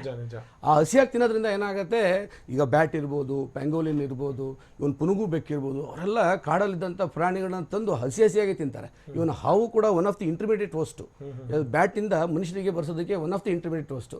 ಸೊ ಹಾಗಾಗಿ ಏನಾಗ್ತದೆ, ಅವರಿಗೆ 10 ಚಾನ್ಸಸ್ ಇರುತ್ತೆ. ಬಟ್ ಇಂಡಿಯಾದಲ್ಲಿ ಆ ಥರ ಆಗಲ್ಲ. ನಮ್ಮ ಇಂಡಿಯನ್ ಮೆಥಡ್ ಆಫ್ ಕುಕಿಂಗ್ ಹಿಂದೆ ಹೇಳ್ಕೊಟ್ಟಿರೋದು ಇದೆಯಲ್ಲ, ಬಾಯ್ಲ್ಡ್ ಮಾಡಿ ತಿನ್ನಿ ಅಂತೇಳಿ, ನಿಜವಾಗೂ ಕೂಡ ಅತ್ಯುತ್ತಮವಾದಂಥ ಮೆಥಡ್ಡು. ಖಂಡಿತ ಡಾಕ್ಟರ್, ನಿಮ್ಮ ಜೊತೆಗೆ ಮಾತಾಡ್ತೀನಿ. ಅದ್ರ ಜೊತೆಗೆ ಸೂಕ್ಷ್ಮ ಜೀವಿಗಳ ವಿಚಾರಕ್ಕೆ ಸಂಬಂಧಪಟ್ಟ ಹಾಗೆ ಸದ್ಯಕ್ಕೆ ನಡೀತಾ ಇರುವಂತಹ ಈ ಥೇರಿ, ಅಂದ್ರೆ ನಾಯಿ ಅಥವಾ ಹಸುಗಳಿಂದ ನಮಗೆ ಇಮ್ಯೂನ್ ಸಿಸ್ಟಮ್ ಬಿಲ್ಡ್ ಆಗಿದೆ ಅನ್ನುವಂಥ ಮಾತುಗಳು ಕೇಳಿ ಬರ್ತಾ ಇರುವಂತ ಇಂಥ ಸಂದರ್ಭದಲ್ಲಿ ಅದು ನಿಜವಾಗ್ಲೂ ಸಾಧ್ಯನಾ ಅಂತ ಹೇಳಿ ಡಾಕ್ಟರ್ ಜೊತೆಗೆ ಮಾತಾಡ್ತೀನಿ. ನಾವು ಇನ್ ಡೀಟೇಲ್ ಆಗಿ ಮಾತನಾಡ್ತಾ ಇದ್ವಿ, ಹೇಗೆ ಪ್ರಾಣಿಗಳಿಂದ ನಮಗೆ ರೋಗ ನಿರೋಧಕ ಶಕ್ತಿ ಹೆಚ್ಚಾಗುವಂತ ಸಾಧ್ಯತೆ ಇದೆ, ಹೇಗೆ ನಮ್ಮನ್ನ ಕೊರೋನಾದಿಂದ ಬಚಾವ್ ಮಾಡಬಹುದು ನಾವೇ ಸಾಕಿದಂತ ಪ್ರಾಣಿಗಳು ಅಂತ. ಹಾಗಾದ್ರೆ ಎಕ್ಸಾಕ್ಟ್ಲಿ ಪ್ರಾಣಿಗಳ ಹಿಂದೆ ವಿಜ್ಞಾನಿಗಳು ಬಿದ್ದಿರುವಂತದ್ದು ಯಾಕೆ? ಪ್ರಾಣಿಗಳಿಂದ ನಮಗೆ ಈ ಕೊರೋನಾವನ್ನ ಫೈಟ್ ಮಾಡೋಕೆ ಸಾಧ್ಯ ಆಗುತ್ತೆ ಅಂತ ಹೇಗೆ ಒಂದು ಥಿಯರಿ ಸ್ಟಾರ್ಟ್ ಆಯಿತು? ಜಗತ್ತನ್ನ ಕಾಡ್ತಿರುವಂತ ವೈರಸ್ ವಿರುದ್ಧ ಪ್ರಾಣಿಗಳು ಹೇಗೆ ಹೋರಾಡ್ತವೆ? ಆ ಪ್ರಾಣಿಗಳಿಂದಲೇ ರೋಗ ನಿರೋಧಕ ಶಕ್ತಿ ಹೆಚ್ಚಾಗುತ್ತಾ? ಹಾಗಾದ್ರೆ ನಮ್ಮ ಮತ್ತು ಪ್ರಾಣಿಗಳ ಒಡನಾಟ ಏನಿದೆ ಬೆರೆಯುವಂಥದ್ದು, ಅದು ನಮ್ಮಲ್ಲಿ ಇಮ್ಯುನಿಟಿಯನ್ನ ಜಾಸ್ತಿ ಮಾಡುತ್ತಾ? ಪ್ರಾಣಿಗಳ ಹಿಂದೆ ವಿಜ್ಞಾನಿಗಳು ಬಿದ್ದಿರುವಂಥದ್ದು ಯಾಕೆ? ಜೊತೆಗೆ ನಮ್ಮ ಮತ್ತು ಪ್ರಾಣಿಗಳ ಒಡನಾಟ ಹೇಗಿರಬೇಕು ಈ ರೀತಿ ಇಮ್ಯುನಿಟಿ ಬಿಲ್ಡ್ ಆಗೋದಕ್ಕೆ? ಜಗತ್ತನ್ನ ಕಾಡ್ತಿರುವಂತ ವೈರಸ್ ವಿರುದ್ಧ ಪ್ರಾಣಿಗಳು ಹೋರಾಡ್ತವ? ಪ್ರಾಣಿಗಳ ಜೊತೆ ಬೆರೆಯೋದು ಅಂತಂದ್ರೆ ಈಗಲೇ ಹೋಗಿ ಮನೆಗೆ ಹೋಗಿ ಪ್ರಾಣಿಗಳನ್ನು ಮುದ್ದಾಡುವಂಥದ್ದಲ್ಲ. ಅದಕ್ಕೆ ಏನ್ ಲಾಜಿಕ್ ಇದೆ ಅದನ್ನ ನಾವು ಅರ್ಥ ಮಾಡ್ಕೊಳ್ಬೇಕು. ಯಾಕಂದ್ರೆ ನಾವು ಆ ರೀತಿ ಮಾಡಿದ್ರೆ ಬೇರೆ ಯಾವ್ದಾದ್ರು ಅಲರ್ಜಿಗಳು ನಮ್ಮನ್ನ ಹುಡುಕೊಂಡು ಬರ್ಬೋದು. ಮನುಷ್ಯರಲ್ಲಿ ನೋವೆಲ್ ಕೊರೋನಾ ವೈರಸ್ ಕಾಣಿಸಿಕೊಂಡಿದೆ. ಇದರ ವಿರುದ್ಧ ಹೋರಾಡುವಂತ ರೋಗ ನಿರೋಧಕ ಶಕ್ತಿ ಪ್ರಾಣಿಗಳಿಂದಲೇ ಬಂದಿದೆ, ಅದಕ್ಕೋಸ್ಕರನೇ ಬಂದಿದ್ಯಾ ಅನ್ನೋ ಒಂದು ಥಿಯರಿ ಇದು. ಅಂದ್ರೆ ಆ ರೀತಿಯಾದಂತ ರಿಸರ್ಚ್ ಆರಂಭ ಆಗಿರೋದು. ಕ್ಯಾನೈನ್ ಮತ್ತು ಬೊವೈನ್ ಕೊರೋನಾ ಇರುವಂತಹ ಪ್ರಾಣಿಗಳ ಸಂಪರ್ಕಕ್ಕೆ ಮನುಷ್ಯ ಬಂದರೆ, ಆ ರೀತಿಯಾಗಿ ಏನಾದರೂ ಕಾಂಟ್ಯಾಕ್ಟ್ಗೆ ಬಂದರೆ, ಪ್ರಾಣಿಗಳ ಸಂಪರ್ಕಕ್ಕೆ ಮನುಷ್ಯ ಬಂದ್ರೆ ಇಮ್ಯುನಿಟಿಯ ಒಂದು ಶೀಲ್ಡ್, ಒಂದು ಕವಚ ಅದು ಬೆಳೆಯಬಹುದು ಅನ್ನೋದು ಬಹಳ ಪ್ರಮುಖವಾದಂಥದ್ದು. ಈ ಕಾರಣದಿಂದ ಭಾರತದಲ್ಲಿ ಸಾವಿನ ಸಂಖ್ಯೆ ಕಡಿಮೆ ಇದೆ ಕಂಪೇರ್ ಟು ಅದರ್ ಕಂಟ್ರೀಸ್. ಬೇರೆ ದೇಶಗಳಿಗೆ ನಾವು ಹೋಲಿಸಿದ್ರೆ ಸಾವಿನ ಸಂಖ್ಯೆ ಬಹಳ ಕಡಿಮೆ ಇದೆ. ಮಾನವನ ಶ್ವಾಸಕೋಶದಲ್ಲಿನ ಅಂಶಗಳು ನಾಯಿ ಮತ್ತು ಹಸುಗಳ ಶ್ವಾಸಕೋಶದ ಅಂಶಗಳಿಗೆ ಸಾಮ್ಯತೆ ಇದೆ. ಶ್ವಾಸಕೋಶದ ACE2 ಎರಡರ ಮಧ್ಯದಲ್ಲೂ ಕೂಡ ಒಂದು ಸಾಮ್ಯತೆ ಇದೆ, ಹೋಲಿಕೆ ಇದೆ.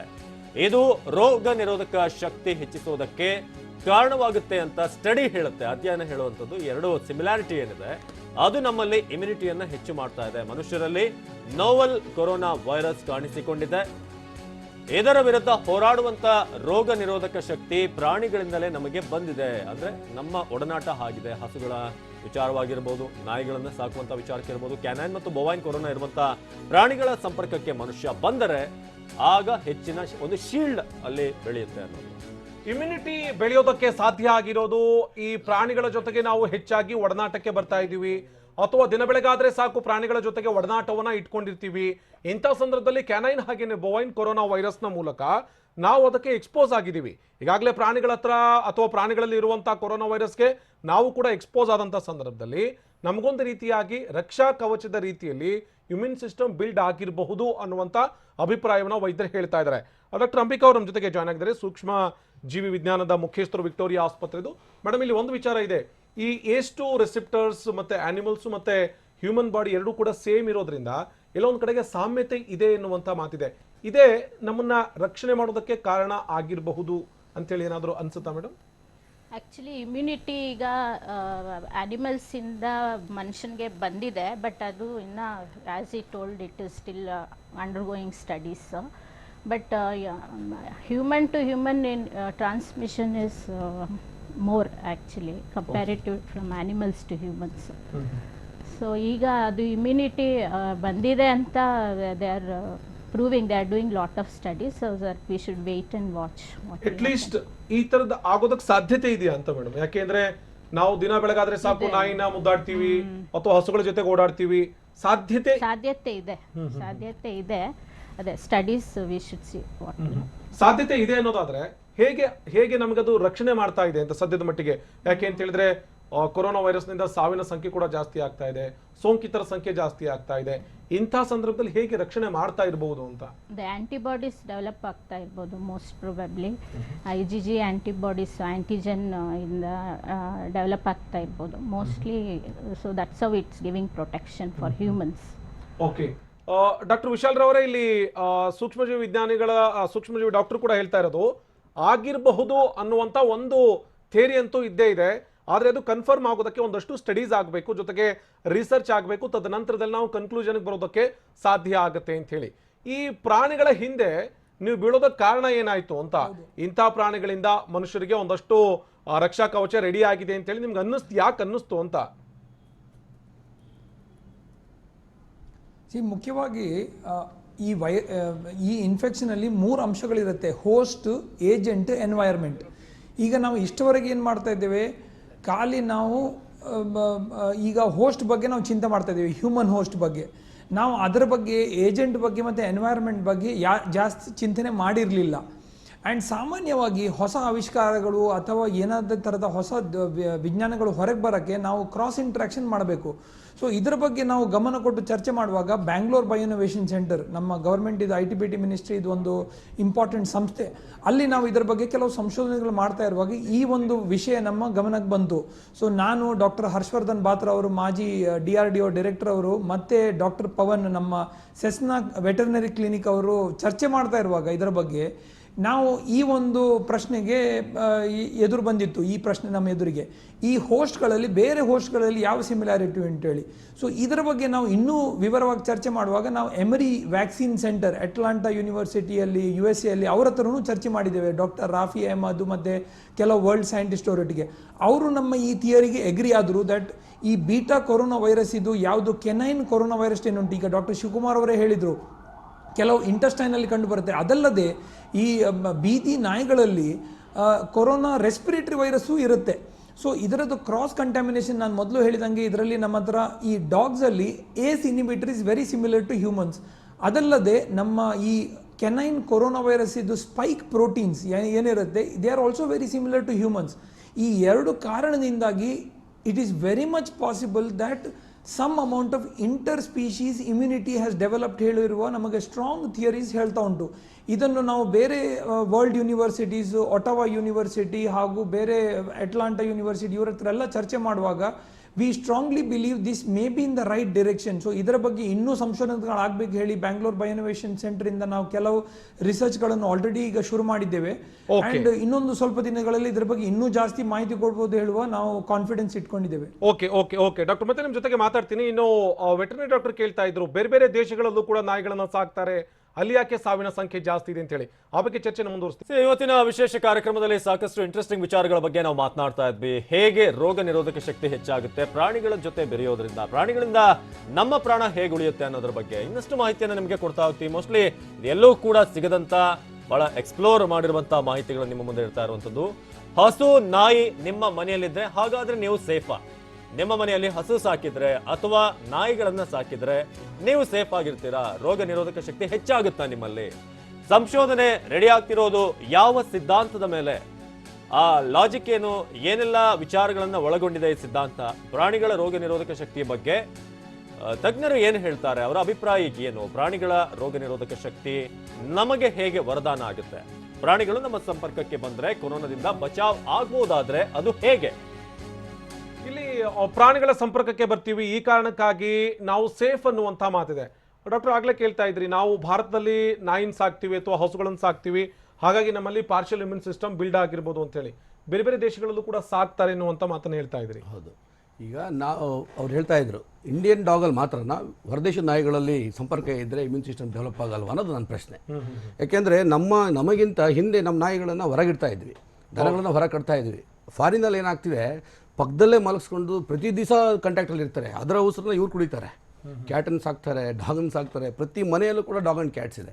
ಯಾಕೆ ಅವರಿಗೆ ಇಮ್ಯೂನ್ ಸಿಸ್ಟಮ್ ಡೆವಲಪ್ ಆಗಿಲ್ಲ? ಯಾಕೆ ಅವರು ಭಾಳ ಬೇಗ ಸತ್ತೋದ್ರು, ಸಾವನ್ನಪ್ಪಿದ್ರು, ಸಾವಿನ ಸಂಖ್ಯೆ ಜಾಸ್ತಿ ಆಯಿತು? ಅದಕ್ಕೆ ಬೇರೆ ಬೇರೆ ಕಾರಣಗಳಿದೆ. ಬೇರೆ ಬೇರೆ ಯಾವ್ದಾದ್ರು ನೋಡಿಬಿಟ್ಟು ನಮ್ಮ ಇಂಡಿಯಾದವರು ಕೂಡ ಅವರು ಮಕ್ಕಳನ್ನ ಹೊರಗಾಗ್ತಿದ್ದಾರೆ, ಲೇಬರ್ಸ್ ನೋಡ್ಕೊತಾ ಇದ್ದಾರೆ, ಈ ನಾಯಿನ ಪಕ್ಕದಲ್ಲಿ ಇವ್ರು ಮಲಗ್ಸಕ್ಕೆ ಶುರು ಮಾಡಿಬಿಟ್ಟಿದ್ದಾರೆ. ಡಾಕ್ಟರ್ ವಿಶಾಲ್ ಅವರೇ, ಡಾಕ್ಟರ್ ಶಿವರಾಮ್ ಅವ್ರು ಕೇಳುವಂತ ಪ್ರಶ್ನೆ, ಈ ಫಾರಿನ್ ಕಂಟ್ರೀಸ್ ಅಲ್ಲೂ ಕೂಡ ನಾಯಿನ ನಾವು ಹೊರಗಡೆ ಕಟ್ತೀವಿ, ಆದ್ರೆ ಅವ್ರ ಮನೆ ಒಳಗಡೆ ತಗೊಂಡು ಹೋಗ್ತಾರೆ, ಅಂಥವ್ರಲ್ಲಿ ಯಾಕೆ ಸಾವಿನ ಸಂಖ್ಯೆ ಜಾಸ್ತಿ ಆಗ್ತಿದೆ ಅಂತ ಹೇಳಿ? ಸೊ ನಾನು ಮೊದಲು ಹೇಳಿದಂಗೆ this is just a proposed theory that we are discussing with the Bangalore Bionovation Centre which we have currently put for publication. But what is important, he has brought out a very nice point. Why is it that several countries who are close to pets are also getting affected and mortality is high early? So what we know as of now is that this particular canine coronavirus strains are more common in stray dogs. ಅಂದರೆ ಬೀದಿ ನಾಯಿಗಳಲ್ಲಿ ಇದ್ರ ಜಾಸ್ತಿ. Pets, home pets ಅಲ್ಲಿ ಇದರದ್ದು overall ಸಂಖ್ಯೆಗಳು ಕಡಿಮೆ ಇರಬಹುದು. ಇದು ಬೀದಿ ನಾಯಿಗಳಲ್ಲಿ ಇದರ ಸಂಖ್ಯೆಗಳು ತುಂಬ ಜಾಸ್ತಿ ಉಂಟು ಹೇಳಿ ನಮಗೆ ಮಾಹಿತಿ ಗೊತ್ತಿದೆ. ಸೊ ಅಂಥ ಸಂದರ್ಭದಲ್ಲಿ ಏನಾಗುತ್ತೆ ಹೇಳಿದರೆ, ಬೀದಿ ನಾಯಿಗಳಲ್ಲಿ ಆಗಲಿ ಅಥವಾ ಬೀದಿ ಹಸುಗಳಲ್ಲಿ ಇದರ ಸಂಖ್ಯೆಗಳು ಜಾಸ್ತಿ. ಕೆನೈನ್ ಕೊರೋನಾ ವೈರಸ್ ಇದು ನಂಬರ್ 1. ಇದು ಇಟ್ ಈಸ್ ಕ್ರಾಸ್ ಕಂಟ್ಯಾಮಿನೇಷನ್ ಆಗುವಾಗ ಹೋಮ್ ಪೆಟ್ಸಿಗೆ ಬರ್ಬೋದು. ಬಟ್ ಬೇರೆ ಕಂಟ್ರೀಸ್, ಈಗ what we know from trends in several Asian countries who were the stray dog numbers are very high is, if you calculate in those Asian countries the numbers are low and mortality is low. Whereas if you see countries wherein the stray dog numbers are very less, hourly the mortality seems to be higher. So this is just a causative theory. We don't know, again we need to study this in depth, but we believe this is a very strong theory that is kind of giving us some kind of direction on why nama mortality could be lower. And this is the same trend in countries, in Asian countries, especially in Nepal nodidre, Pakistan nodidre, Bangladesh, where stray dogs are common, we see mortality is lower. Doctor Shivaram ಅವರು ನಿಮಗೊಂದು ಪ್ರಶ್ನೆ ಕೇಳಬೇಕು ಅಂತ ನಮ್ಮ ಜೊತೆಗೆ ಮಾತಾಡ್ತಾರೆ. Sir, ಈಗ ನಂದೇನಂದರೆ ಆಂಥ್ರೋಪೋಸ್ zoonosis ಯಾಕೆ ಆಗಿರಬಾರ್ದು, ಹ್ಯೂಮನ್ನಿಂದನೇ ಪ್ರಾಣಿಗಳಿಗೆ ಯಾಕೆ ಬಂದಿರಬಾರ್ದು? ನಾವು ಈಗಾಗಲೇ USA ಒಂದು ಸ್ಟಡಿ ನೋಡಿದ್ದೀವಿ, ಮನುಷ್ಯರಿಂದನೇ ನಾಯಿಗಳಿಗೆ ಪ್ರಾಣಿಗಳಿಗೆ ಬಂದಿದೆ ಅನ್ನೋ ಒಂದು ಅಂಶನೂ ಕೂಡ ಕೇಳ್ತಾ ಇದ್ದೀವಿ. ಈಗ ಜೂನೋಸಿಸ್ಸು ಗೊತ್ತಿದೆ ನಿಮಗೆ, ಕೆಲವು ಡಿಸೀಸ್ಗಳು ಪ್ರಾಣಿಗಳಿಂದ ಮನುಷ್ಯಗೆ ಬರ್ತವೆ ಅಂತೇಳಿ. ರೇಬಿಸ್ ಇರ್ಬೋದು, ಬ್ರುಸಲೋಸಿಸ್ ಇರ್ಬೋದು, ಲೆಪ್ಟೋಸ್ಪೈರಾ, ಈ ಥರ ಅನೇಕ ಕಾಯಿಲೆಗಳು ಪ್ರಾಣಿಗಳಿಂದ ಮನುಷ್ಯಗೆ ಬರ್ತವೆ. ಮನುಷ್ಯರಿಂದ ಇನ್ ರಿವರ್ಸ್ ಟ್ರಾನ್ಸ್ಮಿಷನ್ಸ್ ಇರುತ್ತೆ. ಇದರಲ್ಲಿ ನಾವು ಕೂಡ ಯೋಚನೆ ಮಾಡ್ತಿದ್ವಿ, ಅಮೆರಿಕದಲ್ಲಿ ಕೂಡ ಸ್ಟಡಿ ಆಗಿದೆ.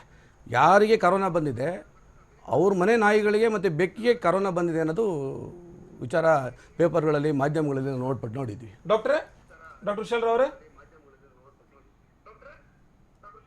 ಹೌದು. ಸೊ ಇದರ ಬಗ್ಗೆ ಕೂಡ ಇವ್ರು ಹೇಳಿದಂಗೆ ಇದಕ್ಕೆ ಮೂಲ ಕಾರಣ ಇರೋದು ಆ ಸ್ಪೈಕ್ ಪ್ರೋಟೀನ್ ಮತ್ತು ACE receptors being having lot of similarity. There is a possibility ಹೇಳಿ ತುಂಬ ಚರ್ಚೆ ನಡೀತಾ ಉಂಟು. Human to animal transmissions are being possible ಹೇಳಿ ಕೆಲವು studies are showing now. Again this is a two way phenomenon because of the similarity of things. But ನಾವು ಇಲ್ಲಿ ಚರ್ಚೆ ಮಾಡುವ ವಿಷಯ, why is mortality low in terms of the human immunity? In terms of the human immunity is what we are discussing today, is could it be possible that the old beta corona strain viruses of canine give us partial immunity ಹೇಳಿರುವ ಚರ್ಚೆ. That is what I am highlighting now. But what sir is telling is also true, that from humans animals are suspectedly getting it ಹೇಳಿ ಕೂಡ ಚರ್ಚೆ ಬರ್ತಾ ಉಂಟು ಇವತ್ತಿಗೆ. But in those animals, because they are already immune to these viruses, will it give them additional immunity is the question we don't know the answers for, and maybe veterinarians can talk better on that to us. Doctor Vishal ರವರೇ, ಒಂದು ಪ್ರಶ್ನೆ ಐತಿ. ಈಗ ನಾವು corona virus ಅನ್ನ control ಮಾಡುವಂತ ನಿಟ್ಟಿನಲ್ಲಿ ಬೇರೆ ಕಾಯಿಲೆಗಳು, ರೇಬಿಸ್ ಅಂತ ಕಾಯಿಲೆಗಳಿಗೆ ನಾವು ದಾರಿ ಮಾಡಿಕೊಟ್ಟಂಗೆ ಆಗುತ್ತಾ? ಯಾಕಂದ್ರೆ they may not be fatal, but even ಆ ರೀತಿ ಏನಾದ್ರೂ ಗೊಂದಲಗಳಾಗ್ಬೋದಾ? ಒಂದಕ್ಕೆ ಪರಿಹಾರ ಕಂಡು ಹಿಡಿಯುವಾಗ ಇನ್ನೊಂದ್ ಕಡೆ ಎಲ್ಲೊಂದ್ ಕಡೆ ನಾವು ಎಫೆಕ್ಟೆಡ್ ಆಗ್ಬೋದು ಅಂತ?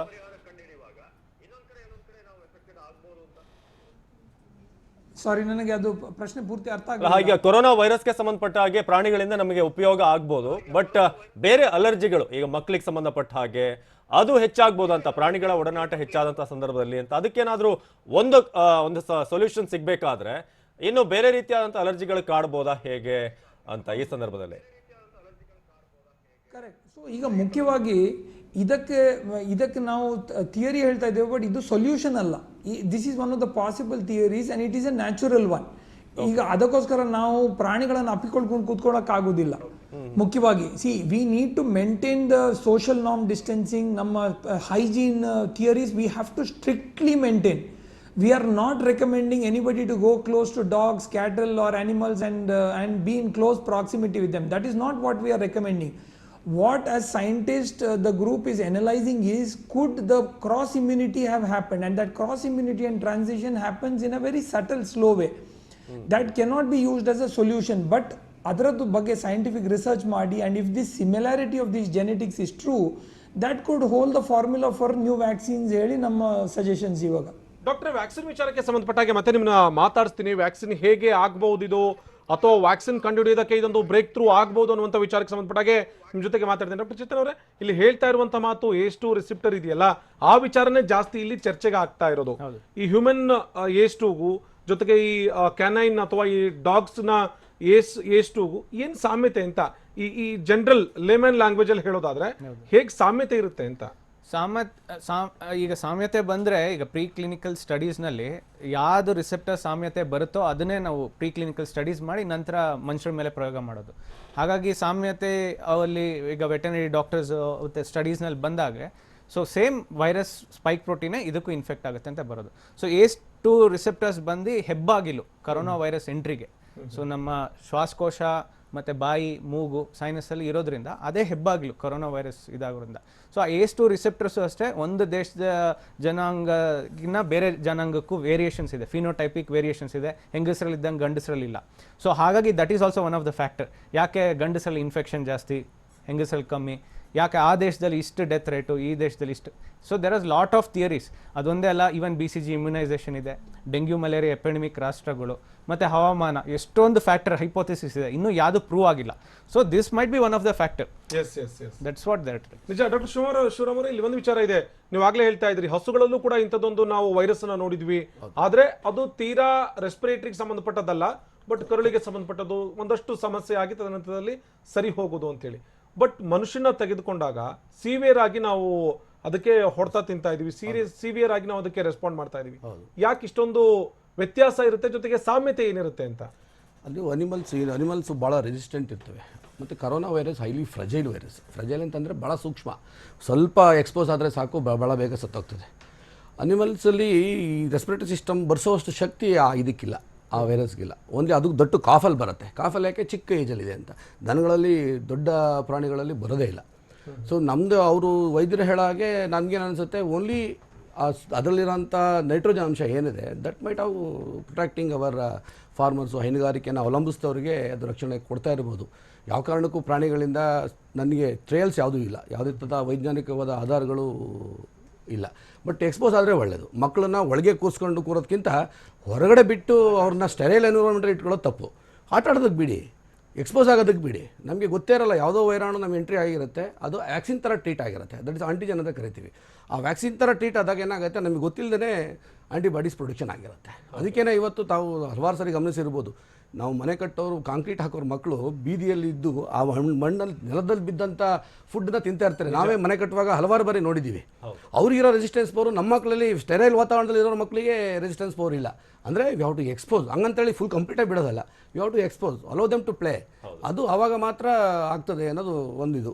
ನೀವೊಂದು ಎಕ್ಸಾಂಪಲ್ ಕೊಡ್ತಾ ಇದ್ರಿ 1996ರಲ್ಲಿ ಮ್ಯಾಡ್ ಕೌ ಡಿಸೀಸ್ ಬಗ್ಗೆ. ನಾವು ಪ್ರಕೃತಿಯ ವಿರುದ್ಧವಾಗಿ ನಡ್ಕೊಂಡ್ರೆ ಏನಾಗುತ್ತೆ ಅನ್ನೋದು, ಅದನ್ನ ಸ್ವಲ್ಪ ಹೇಳೋದು ಬಹಳ ಇಂಟ್ರೆಸ್ಟಿಂಗ್ ವಿಚಾರ ಅನ್ಸುತ್ತೆ. 1996ರಲ್ಲಿ ಇಂಗ್ಲೆಂಡಲ್ಲಿ ಏನಾಗ್ತಿತ್ತು ಅಂತಂದರೆ, ಸಸ್ಯಾಹಾರಿಗಳು ಅವು ದನಗಳಿಗೆ ಪ್ರೋಟೀನ್ ಸೋರ್ಸ್ ಅಂತ ಹೇಳಿಬಿಟ್ಟು ಇಂಟೆಸ್ಟೈನ್ಸು ಅವನ್ನೆಲ್ಲ ಚೆನ್ನಾಗಿ ಬ್ಲೆಂಡ್ ಮಾಡಿ ಅದನ್ನು ರೆಂಡರ್ ಮಾಡಿಬಿಟ್ಟು ಫೀಡ್ ಅಂತ, ಪ್ರೋಟೀನ್ ಫೀಡ್ ಅಂತ ತಿನ್ನಿಸ್ತಾಯಿದ್ರು.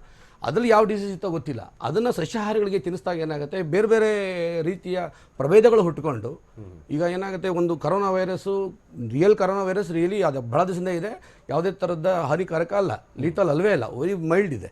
ಅದನ್ನು ತಿನ್ನಿಸಿದಾಗ ಏನಾಗುತ್ತೆ, ಹಸು ದೇಹಕ್ಕೆ ಹೋದಾಗ ಅದು ಬದಲಾವಣೆ ಆಗ್ಬೋದು, ಮ್ಯುಟೇಷನ್ ಫಾರ್ಮ್. ಅದನ್ನು ನಾವು ತಿಂತೀವಿ. ಮತ್ತೆ ಇಲ್ಲಿ ಹೊರದೇಶದಲ್ಲಿ ಹಸುಗಳನ್ನು ತಿಂತಾರೆ, ದನದ ಮಾಂಸಗಳನ್ನು ಸೇವನೆ ಮಾಡೋದ್ರಿಂದ ಏನಾಗುತ್ತೆ, ಡಿಸೀಸ್ ಬರುತ್ತೆ. ಆಗ ಅದು ದನಗಳಿಗೆ ಒಂದು ಮ್ಯಾಡ್ ಕೌ ಡಿಸೀಸ್ ಅಂತ ಬಂತು. ಎಲ್ಲ ದನಗಳನ್ನು ಒಂದೇ ಸಲ ಏಕಕಾಲದಲ್ಲಿ ಸಾಯಿಸಿ ಅದನ್ನು ಹೂತಾಕಿದ್ರು, ನಾವು ನೋಡಿರ್ಬೋದು. ಅದನ್ನು ಬಿಕಾಸ್ ಆಫ್ ಅನ್ಯೂಶುವಲ್ ಹ್ಯಾಬಿಟ್, ನೇಚರ್ಗೆ ವಿರುದ್ಧವಾಗಿ ನಾವು ಪ್ರಾಕ್ಟೀಸ್ ಮಾಡ್ತಾ ಇದ್ದೀವಿ. That is wrong. ಎಕೋಸಿಸ್ಟಮನ್ನು ಮೇಂಟೈನ್ ಮಾಡಬೇಕು. ಎಕೋಸಿಸ್ಟಮ್ ಮೇಂಟೈನ್ ಮಾಡ್ತಾರೆ, we are breaking the chain. That is the most important thing. ಇಲ್ಲಿ ಹೋಗ್ತಾರೆ ಚೈನಾದಲ್ಲಿ, ಎಲ್ಲದರಲ್ಲೂ ಮೆಡಿಸಿನ್ ವ್ಯಾಲ್ಯೂ ಇದೆ ಅಂತ ಹೇಳ್ಬಿಟ್ಟು ಸಿಕ್ಕ ಪ್ರಾಣಿಗಳನ್ನು, ಹಾವನ್ನು ತಿಂದು ಹಸಿಯಾಗಿ ತಿಂತಾರೆ. That is the wrong method. They have to cook ಮಾಡಿ ತಿಂದರೆ ಸಾಮಾನ್ಯವಾಗಿ ಯಾವುದೇ ವೈರಾಣು 100 ಡಿಗ್ರಿ ನಂತರ ಬಾಯಿಲಾದರೆ ಯಾವ ವೈರಾಣು ಕೂಡ ಉಳಿಯೋದಿಲ್ಲ. ಅದು ಗಮನದಲ್ಲಿ ಇಟ್ಕೋಬೇಕು. ದಟ್ ಇಸ್ ಇಂಡಿಯಾದಲ್ಲಿ ಆ ಥರದ್ದು ಪ್ರಾಕ್ಟೀಸ್ ಇಲ್ಲವೇ ಇಲ್ಲ. That is one of the reason. ನಾವು ನೋಡಿ, ಹೌದು, ನಾವು ಹಿಂದಿನ ದಿನಗಳಲ್ಲಿ ನಮ್ಮ ಹಿರಿಯರು ಏನು ಮಾಡ್ತಾಯಿದ್ರು, ಮನೆ ಮುಂದೆ ಗಂಜಲನ ಹಾಕ್ಸ್ತಾ ಇದ್ರು. ಒಂದು ದೇವರ ಹೆಸರು ಹೇಳಿ, ನೀವು ಯಾರು ಕೂಡ ಮಾತು ಕೇಳ್ತಾ ಇರಲಿಲ್ಲ. ಅದಕ್ಕೆ ದೇವರ ಹೆಸರು ಹೇಳ್ಬಿಟ್ಟು, ದೇವ್ರು ಬರುತ್ತಪ್ಪ ಮನೆ ಮುಂದೆ ಎಲ್ಲ ಸಗಣಿ ಹಾಕ್ಬಿಟ್ಟು ಸಾರಿಸಿರ್ಬೇಕು, ಗಂಜಲನ ಹಾಕಿರಬೇಕು, ರಂಗೋಲಿ ಬಿಟ್ಟಿರಬೇಕು ಅಂತ. ಅಂದರೆ ಏಕಕಾಲದಲ್ಲಿ ಎಲ್ಲರೂ ಕೂಡ ಮನೆ ಮುಂದೆ ಸಗಣಿ ಇದನ್ನು ಹಾಕಿ ಗಂಜಲನ ಹಾಕಿದಾಗ ಏನಾಗುತ್ತೆ, ಎಲ್ಲ ವೈರಸ್ಸು ಕೂಡ ಸತ್ತೋಗ್ತಾ ಇತ್ತು. ಮಾಸ್ ಹೈಜಿನಿಕ್ ಪ್ರೋಗ್ರಾಮನ್ನು ಹಿಂದೆ ಮಾಡ್ತಾಯಿದ್ರು. ಆ ಥರ ಪ್ರೋಗ್ರಾಮ್ ಇವತ್ತು ಆಗ್ತಾ ಇಲ್ಲ. ಅಲ್ಲಿ ನಾವು ಎಲ್ಲೋ ಹೋಗಿರ್ತೀವಿ, ಎಲ್ಲಿಂದ ಬಂದಿರ್ತೀವಿ, ಅದೇ ಶೂ ಅಲ್ಲಿ ಯಾವ ರೋಗ ಇರುತ್ತೆ ಗೊತ್ತಲ್ಲ, ಸೀದಾ ಆ ಶೂ ಅಲ್ಲಿ ಮನೆಗೆ ಹೋಗ್ತೀವಿ. That is wrong method. ನಿಜ ನಿಜ ಮೇಡಮ್, ಆಗ್ಲೇ ಹೇಳ್ತಾ ಇದ್ರಿ ಇದು ಒಂದು ಕಾರಣ ಆಗಿರಬಹುದು, ಅಥವಾ ಈ ನಾವು ಕುಕ್ ಮಾಡಿ ತಿನ್ನೋದಾಗಿರ್ಬೋದು, ಅಥವಾ ಬಾಯ್ಲ್ ಮಾಡಿ ತಿನ್ನೋದಾಗಿರ್ಬೋದು, ಒಂದು ಕಾರಣ ಆಗಿರ್ಬೋದು ಅಂತ. ಎಷ್ಟು ಡಿಗ್ರಿ ಸೆಲ್ಸಿಯಸ್ ಅಲ್ಲಿ ಒಂದು ವೈರಸ್ ಸಾಯೋದಕ್ಕೆ ಸಾಧ್ಯ ಆಗುತ್ತೆ ಅಂತ? ಯಾಕೆ ಅಂತ ಹೇಳಿದ್ರೆ ಜನ ಹೇಳ್ತಾ ಇದ್ರೆ ಇಲ್ಲ ಬಿಸಿಲು ಜಾಸ್ತಿ ಇದೆ ನಮ್ಮಲ್ಲಿ, ಹಾಗಾಗಿ ಇದು ಜಾಸ್ತಿ ಆಗಿ ಸಿವಿಯರ್ ಆಗಿ ನಮ್ಮಲ್ಲಿ ಅಟ್ಯಾಕ್ ಆಗ್ತಿಲ್ಲ ಅಂತ ಹೇಳಿ. ಆ ರೀತಿ ಆಗಕ್ಕೆ ಸಾಧ್ಯ ಇದೆಯಾ ಅಂತ? ಟೆಂಪ್ರೇಚರ್ ವೇರಿ ಆಗುತ್ತೆ ವೈರಸಸ್ಗೆ.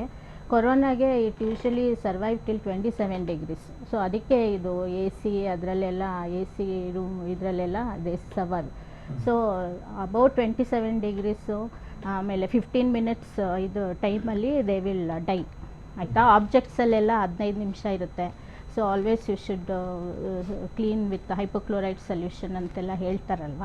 So because it survives on the objects ಎಲ್ಲ.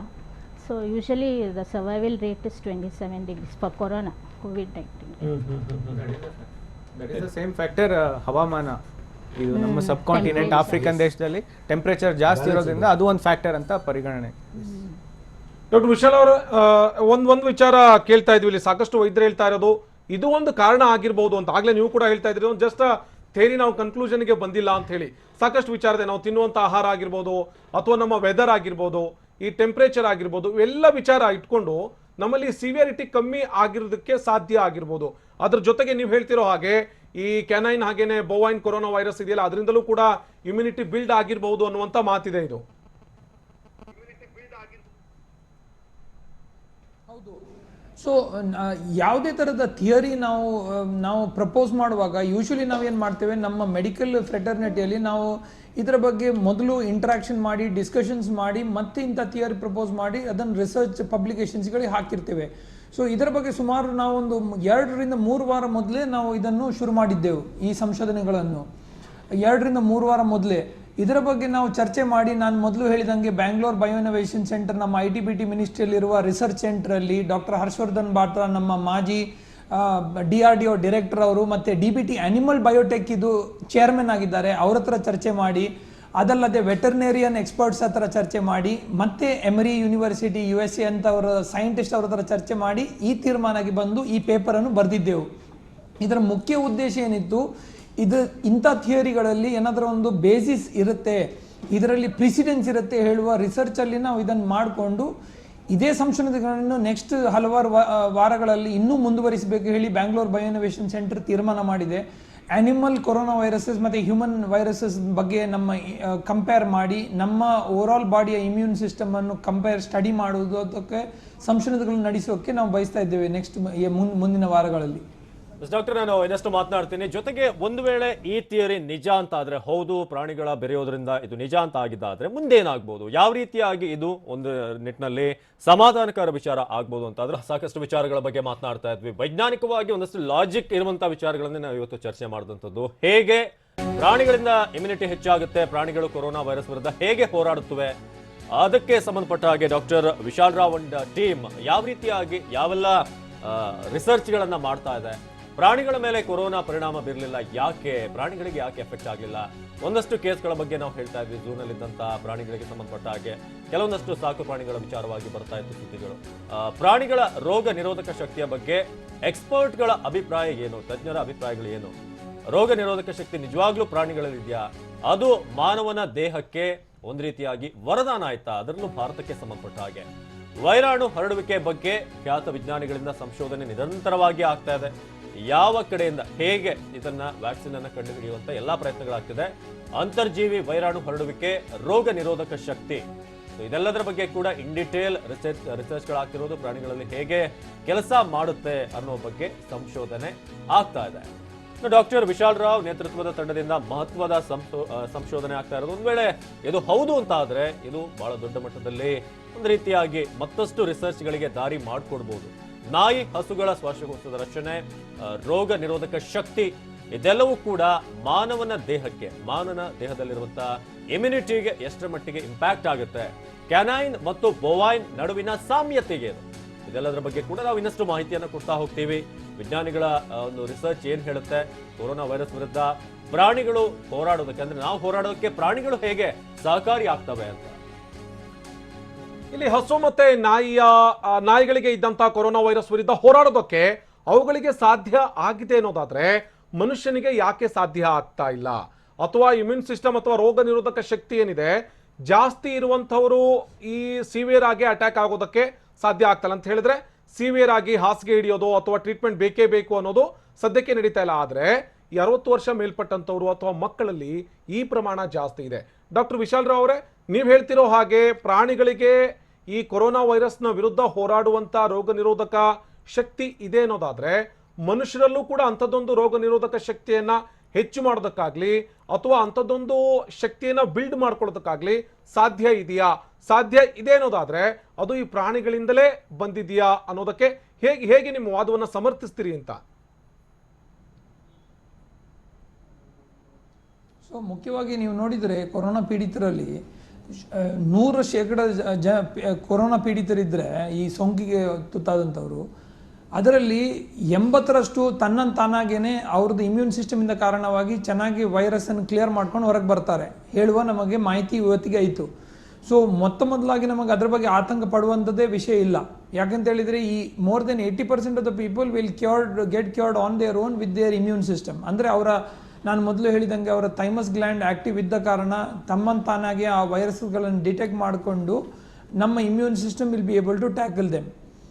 ಬಟ್ ಈ ಇನ್ನೊಂದು ಉಳಿದ 20%ರಲ್ಲಿ ಯಾರಲ್ಲಿ ಈ ಇನ್ಫೆಕ್ಷನ್ ಇನ್ನೂ ಸ್ವಲ್ಪ ಇಂಟೆನ್ಸ್ ಆಗಿ ಬಿಹೇವ್ ಮಾಡ್ಬೋದು ಅಂಥವರಲ್ಲಿ, ಅಥವಾ ಈ 3-5% ಜನರು ಯಾರಲ್ಲಿ ಈ ಸಾವು ಅಪ್ಪಿಕೊಳ್ತಾ ಇದ್ದಾರೆ ಅಂಥವರಲ್ಲಿ ಈ ಕಾಯಿಲೆಗಳನ್ನು ತಡೆಗಟ್ಕೊಳ್ಳೋಕ್ಕೆ ಮತ್ತು ಈ ಕಾಯಿಲೆಯಿಂದ ಆಗುವ ಈ ಜೀವಗ ಹಾನಿಯನ್ನು ಕಡಿಮೆ ಮಾಡೋಕ್ಕೋಸ್ಕರ ಏನು ಹೊಸ ವಿಜ್ಞಾನ ತತ್ವದಲ್ಲಿ ಕೆಲಸಗಳನ್ನು ಮಾಡ್ಬೋದು ಹೇಳುವ ಪ್ರಶ್ನೆಗಳನ್ನು ನಾವು ಇವತ್ತಿಗೆ ಹಲವಾರು ರಿಸರ್ಚ್ ಆರ್ಗನೈಸೇಷನ್, ಸಿ ಕ್ಯಾಂಪ್ ಆಗಲಿ, ಬ್ಯಾಂಗ್ಳೂರ್ ಬಯೋಇನೋವೇಷನ್ ಸೆಂಟರ್ ಆಗಲಿ, ಇಂಡಿಯನ್ ಇನ್ಸ್ಟಿಟ್ಯೂಟ್ ಆಫ್ ಸೈನ್ಸ್ ಆಗಲಿ, ಹಲವಾರು ಕಡೆಯಲ್ಲಿ ಇದನ್ನು ಹಮ್ಮಿಕೊಳ್ತಾ ಇದ್ದಾರೆ.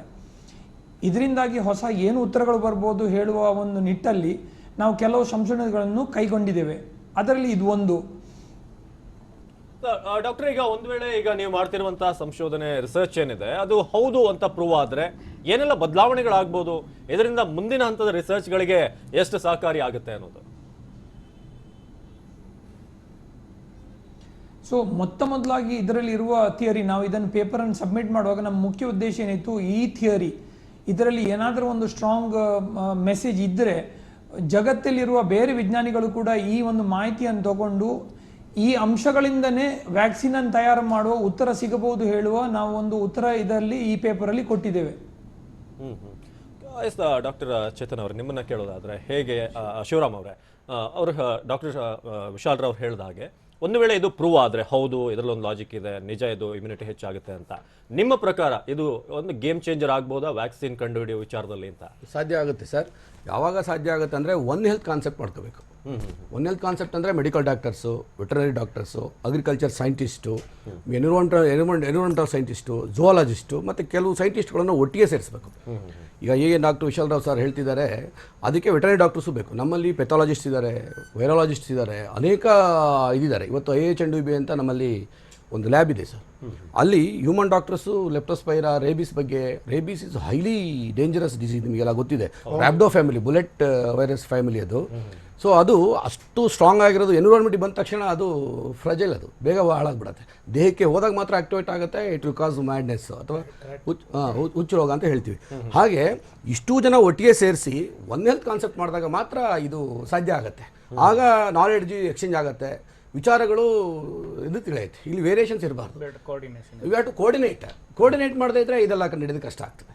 ಬನ್ನಿ, ನಮ್ಮಲ್ಲಿ ಹಲವಾರು ಸೈಂಟಿಸ್ಟ್ ಇದ್ದಾರೆ, ವೆಟರೇರಿಯನ್ಸ್ ಸಿಕ್ಕಾಪಟ್ಟೆ ಡೆವಲಪ್ ಆಗಿದೆ. ನಾವು ಎಲ್ಲ ಕಡೆ ಸರ್ವಿಸ್ ಕೊಡ್ತೇವೆ. ನಿಮಗೆಲ್ಲ ಗೊತ್ತಿರ್ಬೋದು, ಇವತ್ತು ಕ್ಲಾಸ್ 1 ಆಫೀಸರ್ಸ್ ಆಗಿ ನಮ್ಮ ರೈತರ ಮನೆ ಬಾಗಿಲಿಗೆ ಹೋಗಿ ಸರ್ವಿಸ್ ಕೊಡ್ತಾ ಇದ್ದಾರೆ ಇವತ್ತು ಡಾಕ್ಟರ್ಸ್. ಇಂಥ ಕೋವಿಡ್ ಸಮಯದಲ್ಲೂ ಕೂಡ ಮನೆ ಬಾಗಿಲಿಗೆ ಹೋಗಿ ಸರ್ವಿಸ್ ಕೊಟ್ಟಿದ್ದಾರೆ. ಸೊ ಅದಕ್ಕೇನೆ ಇವತ್ತು ಹೈನುಗಾರಿಕೆ ಅವಲಂಬಿಸ್ತವರು ಇವತ್ತು ಒಂದು ಕೂಡ ಸಾವಿಲ್ಲ. ರೈತರುಗಳು ತಾವು ನೋಡಿರ್ಬೋದು. ಅದೇ ಬೇರೆನ ಅವಲಂಬಿಸ್ತವರು ಹೈನುಗಾರಿಕೆ ಇರ್ಬೋದು, ಇನ್ನೊಂದು ಇರ್ಬೋದು, ಎಲ್ಲ ಸ್ಮರಣ ಹೊಂದಿದ್ದಾರೆ. ಅದೇ ಹೈನುಗಾರಿಕೆಯನ್ನು ಅವಲಂಬಿಸ್ತರೂ ಸಾವಿಲ್ಲ. ಕಾರಣ ಬಿಕಾಸ್ ವೆಟರ್ನೇರಿಯನ್ಸ್ ಆರ್ ವರ್ಕಿಂಗ್, ತುಂಬ ಅಡ್ವಾನ್ಸ್ ಆಗಿದೆ. ಸೊ ಹಾಗಾಗಿ ವೆಟರ್ನೇರಿಯನ್ಸು, ಮೆಡಿಕಲ್ ಡಾಕ್ಟರ್ಸು, ಅಗ್ರಿಕಲ್ಚರ್ ಸೈಂಟಿಸ್ಟು ಇದನ್ನು ಸಮಾನವಾಗಿ ಕೂತ್ಕೊಂಡು ನಾಲೆಡ್ಜನ್ನು ಎಕ್ಸ್ಚೇಂಜ್ ಮಾಡ್ಕೊಂಡು ಒಂದು ಸೊಲ್ಯೂಷನ್ ಕಂಡಿಡಿದ್ರೆ ಮಾತ್ರ ಇದಕ್ಕೆ ಬಹಳ ಬೇಗ. ಈ ಹಿಂದೆ ಯಾವತ್ತಾದರೂ ಈ ಹಸುಗಳಿಗೋ ಅಥವಾ ನಾಯಿಗಳಿಗೆ ಬಂದಿರುವಂಥ ರೋಗ ಮನುಷ್ಯನಿಗೆ ಬಂದು ತದನಂತರದಲ್ಲಿ ತನ್ನಿಂದ ತಾನೇ ಅದು ವಾಸಿಯಾಗಿ ಅಥವಾ ವ್ಯಾಕ್ಸಿನ್ ಇಲ್ಲದೆ ಗುಣ ಆಗಿರುವಂತ ಯಾವ್ದಾದ್ರು ರೋಗಗಳು ಹಿಂದೆ ಬಂದಿದೆಯಾ? ಅದೇ ಇದೆ, ಟ್ರಯಲ್ಸು ಇದಾವೆ ಅಂತ ಹೇಳ್ತಾರೆ, ಬಟ್ ನಮಗೆ ಅದ್ರದ್ದು ಬಗ್ಗೆ ಮಾಹಿತಿ ಇಲ್ಲ. ಬ್ರುಸಲೋಸಿಸು, ಲೆಪ್ಟೋಸ್ಪೈರಾ ಇವೆಲ್ಲ ಇದಾವಲ್ಲ, ಇವೆಲ್ಲ ರಿವರ್ಸಿಬಲ್ ಟ್ರಾನ್ಸ್ಮಿಷನ್ ಆಗ್ತಿರೋಂಥ ಡಿಸೀಸ್ಗಳು. ಇವನ್ ಲಿಸ್ಟಿಯೋಸಿಸ್ ಅಂತ ಬರುತ್ತೆ, ಇವೆಲ್ಲ ಮನುಷ್ಯ ಮತ್ತು ಪ್ರಾಣಿ ಎರಡಕ್ಕೂ ಕೂಡ ರಿವರ್ಸ್ ಟ್ರಾನ್ಸ್ಮಿಷನ್ ಆಗ್ತಿರುತ್ತೆ. ಅದಕ್ಕೆ ನಾನು ನಿಮ್ಗೆ ಆಗಲೇ ಹೇಳಿದ್ದು, ಆಂಥ್ರೋಪೋಜೂನೋಸಿಸು ಮತ್ತು ಜೂನೋಸಿಸ್ ಎರಡೂ ಕೂಡ ಈ ಸೈಕಲ್ ಆಗ್ತಾ ಇರುತ್ತೆ ಅಂತ ಹೇಳಿ. ಖಂಡಿತ ಡಾಕ್ಟರ್ ಚೇತನ್ ಅವರು ನಿಮ್ಮ ಜೊತೆಗೆ ಮಾತಾಡ್ತೀನಿ, ಡಾಕ್ಟರ್ ಅಂಬಿಕಾ ಅವ್ರ ನಿಮ್ಮ ಜೊತೆಗೂ ಕೂಡ ಮಾತಾಡ್ತೀನಿ. ಇಲ್ಲಿ ವೈದ್ಯರು ಹೇಳ್ತಾ ಇರೋದು ವೈರಸ್ಗೆ ವ್ಯಾಕ್ಸಿನ್ ಕಂಡುಹಿಡಿಯೋದು ದೊಡ್ಡ ಮಾತಲ್ಲ, ಆದರೆ ಇಲ್ಲಿ ಕೋಆರ್ಡಿನೇಷನ್ ಇರಬೇಕು. ಡಾಕ್ಟರ್ ವಿಶಾಲ್ ರಾವ್ ಅವರು ಒಬ್ಬ ಹ್ಯೂಮನ್ ಡಾಕ್ಟರ್ ಆಗಿ ಅವರ ವಾದವನ್ನು ಮಂಡಿಸ್ತಾ ಇದ್ದಾರೆ. ಅದರ ಜೊತೆಗೆ ಈ ವೆಟರ್ನರಿ ಡಾಕ್ಟರ್ಸು, ಬೇರೆ ಬೇರೆ ಎನ್ವಿರಾನ್ಮೆಂಟಲಿಸ್ಟು, ಈ ರೀತಿಯಾದಂತಹ ಒಂದಷ್ಟು ಸೈಂಟಿಸ್ಟ್ಗಳು ಜೊತೆಗೆ ಕೂತು ಮಾತನಾಡೋದ್ರಿಂದ ಇಂಥ ಥಿಯರಿಗಳಿಗೆ ತಾತ್ವಿಕ ಅಂತ್ಯವನ್ನ ಕೊಡೋದಕ್ಕೆ ಸಾಧ್ಯ ಆಗುತ್ತೆ. ಆ ನಿಟ್ಟಿನಲ್ಲಿ ಒಂದಷ್ಟು ಕೆಲಸಗಳು ಆಗಬೇಕು ಅಂತ ಹೇಳ್ತಾ ಇದ್ದಾರೆ. ಅದಕ್ಕಿಂತ ಇಂಪಾರ್ಟೆಂಟ್ ಆಗಿ ಈ ಪ್ರಾಣಿಗಳ ದೇಹದ ರಚನೆ ಜೊತೆಗೆ ಆ ದೇಹದ ರಚನೆಯ ಜೊತೆಗೇನೆ ರೋಗ ನಿರೋಧಕ ಶಕ್ತಿಯನ್ನ ನಾವು ಸಂಶೋಧನೆ ಮಾಡ್ತಾ ಹೋದ್ರೆ ವ್ಯಾಕ್ಸಿನ್ ಕಂಡುಹಿಡಿಯೋದಕ್ಕೆ ಸಾಧ್ಯ ಆಗುತ್ತಾ? ಇಂಥದ್ದೊಂದು ಬಹುದೊಡ್ಡ ಪ್ರಶ್ನೆ ನಮ್ಮನ್ನ ಕಾಡ್ತಾ ಇದೆ. ಆ ವಿಚಾರಕ್ಕೆ ಸಂಬಂಧಪಟ್ಟ ಹಾಗೆ ವೈದ್ಯರ ಜೊತೆಗೆ ಮಾತನಾಡ್ತೀನಿ. ಸಾಕಷ್ಟು ವಿಚಾರಗಳ ಬಗ್ಗೆ ನಾವು ಮಾತನಾಡ್ತಾ ಇದ್ವಿ. ಜೊತೆಗೆ ಭಾರತದ ಈ ಸಂಶೋಧನೆಗೆ ವಿಶ್ವ ಯಾವ ರೀತಿಯಾಗಿ ತನ್ನ ಪ್ರತಿಕ್ರಿಯೆಯನ್ನು ಕೊಡುತ್ತೆ, ಈಗಾಗಲೇ ಒಂದಷ್ಟು ಒಪ್ಪಿಗೆ ಕೂಡ ಸಿಕ್ಕಿದೆ. ಕೊರೋನಾ ವಿರುದ್ಧ ಹೋರಾಡೋದಕ್ಕೆ ಈ ಅಧ್ಯಯನ ಎಷ್ಟರ ಮಟ್ಟಿಗೆ ನೆರವಾಗುತ್ತೆ, ಅದ್ಯಾವ ಮಹತ್ವದ ಅಧ್ಯಯನದಲ್ಲಿ ತೊಡಗಿದ್ದಾರೆ ತಜ್ಞರು ಮತ್ತು ವೈದ್ಯರು, ಯಾವ ರೀತಿಯಾದಂತಹ ರಿಸರ್ಚ್ ಇದು, ಬಹಳ ದೊಡ್ಡ ಮಟ್ಟದ ರಿಸರ್ಚ್. ಪ್ರಾಣಿಗಳ ಮೇಲಿನ ಸಂಶೋಧನೆಯಿಂದ ಔಷಧ ಕಂಡು ಹಿಡಿಬಹುದಾ? ಒಂದು ವೇಳೆ ಈ ಥಿಯರಿ ಏನಾದ್ರೂ ಹೌದು ಅಂತ ಸ್ಟ್ರಾಂಗ್ ಎವಿಡೆನ್ಸ್ ಸಿಕ್ಕಿದರೆ ಮುಂದಿನ ಈ ವ್ಯಾಕ್ಸಿನ್ ಕಂಪ್ಲೀಟ್ ಆಗಿ ಈ ಸೋಂಕನ್ನ ತಡೆಗಟ್ಟುವಂತ ನಿಟ್ಟಿನಲ್ಲಿ ಇದು ಬ್ರಹ್ಮಾಸ್ತ್ರ ಆಗುತ್ತಾ? ಕೊರೋನಾ ವಿರುದ್ಧ ಹೋರಾಡೋದಕ್ಕೆ ಈ ಅಧ್ಯಯನ ನೆರವಾಗುತ್ತಾ? ಬಹಳ ದೊಡ್ಡ ಸಂಶೋಧನೆಗಳು ಒಂದು ಸಣ್ಣ ಎಳೆಯಿಂದ ಆರಂಭವಾಗ್ತವೆ ಕೆಲವೊಂದು ಬಾರಿ, ಅದು ಡೆವಲಪ್ ಆಗ್ತಾ ದೊಡ್ಡ ಮಟ್ಟದಲ್ಲಿ ಒಂದು ವ್ಯಾಕ್ಸಿನ್ ಆಗಿ ಕನ್ವರ್ಟ್ ಆಗುತ್ತೆ.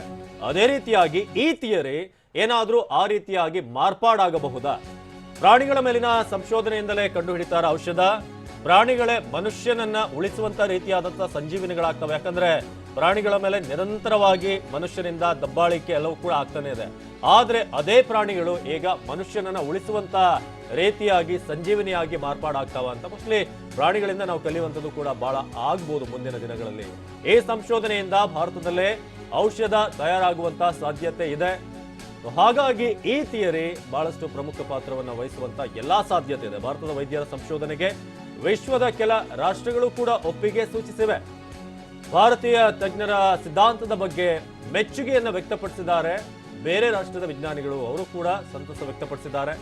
ಪ್ರಾಣಿಗಳ ಮೇಲಿನ ಸಂಶೋಧನೆಯಿಂದಲೇ ಕಂಡು ಹಿಡಿತಾರ ಔಷಧ ವ್ಯಾಕ್ಸಿನ್ ಬಹಳ ಪ್ರಮುಖವಾದಂಥದ್ದು. ಅಂದ್ರೆ ಈ ಇಯರ್ ಎಂಡ್ ಅಥವಾ ಮುಂದಿನ ವರ್ಷದ 2021ರ ಮೊದಲ ಹಂತದಲ್ಲಿ ವ್ಯಾಕ್ಸಿನ್ ಕಂಡು ಹಿಡಿಯಬಹುದು ಅನ್ನೋ ಮಾತಿದೆ.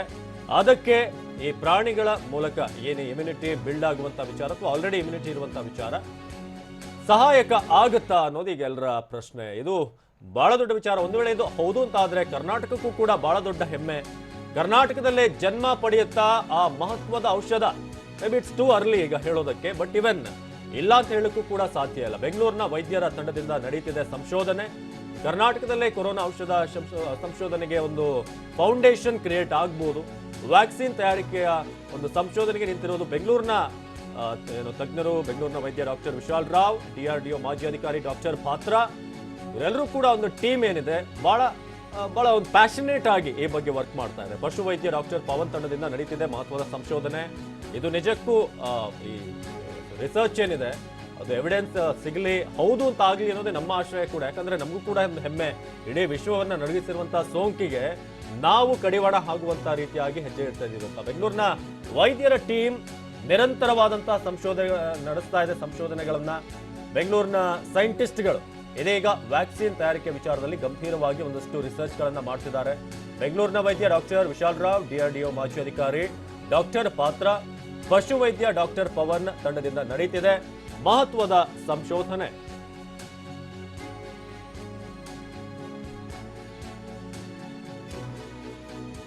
ಕರ್ನಾಟಕದಲ್ಲೇ ಜನ್ಮ ಪಡೆಯುತ್ತಾ ಹಾಗಾದ್ರೆ ಬೆಂಗಳೂರಿನ ವೈದ್ಯರ ತಂಡದಿಂದ ನಡೀತಿದೆ ಸಂಶೋಧನೆ. ಹಾಗಾದ್ರೆ ನಮ್ಮ ರಾಜ್ಯದಿಂದಲೇ ಇದಕ್ಕೊಂದು ಅಡಿಪಾಯ ಆರಂಭ ಆಗಿದೆ ಅಂತ ಈಗಾಗಲೇ ನಾನು ಹೇಳ್ತಾ ಇದ್ದೆ. It may be too early ಅಂತ ಹೇಳೋದಕ್ಕೆ, ಆದ್ರೆ ಪ್ರತಿಯೊಂದು ಸಂಶೋಧನೆಗೂ ಕೂಡ ಒಂದು ಆರಂಭ ಅಂತ ಬೇಕಾಗುತ್ತೆ. ಒಂದು ರೀತಿಯಾದಂಥ ನಾನಾ ರೀತಿಯಾಗಿ ನಾವು ಎಲ್ಲಾ ಪರ್ಸ್ಪೆಕ್ಟಿವ್ನಲ್ಲೂ ಕೂಡ ಯೋಚನೆ ಮಾಡಲೇಬೇಕಾಗುತ್ತೆ. ಆಗ ಎಲ್ಲೋ ಒಂದು ಕಡೆ ಸೊಲ್ಯೂಷನ್ ಸಿಗುತ್ತೆ ಅಂತ ನಾವು ಡಾಕ್ಟರ್ ವಿಶಾಲ್ ರಾವ್ ಅವ್ರನ್ನ ಮಾತನಾಡ್ಸೋದಾದ್ರೆ, ವಿಶಾಲ್ ರಾವ್ ಅವರೀಗ ಕೆಲವೊಂದು ಸಂಶೋಧನೆಗಳೇನಿದೆ ಬಹಳ ಒಂದು ಸಣ್ಣ ಒಂದು ಇದರಿಂದ ಸ್ಟಾರ್ಟ್ ಆಗುತ್ತೆ, ಒಂದು ಸ್ಪಾರ್ಕ್ ಇಂದ ಸ್ಟಾರ್ಟ್ ಆಗುತ್ತೆ.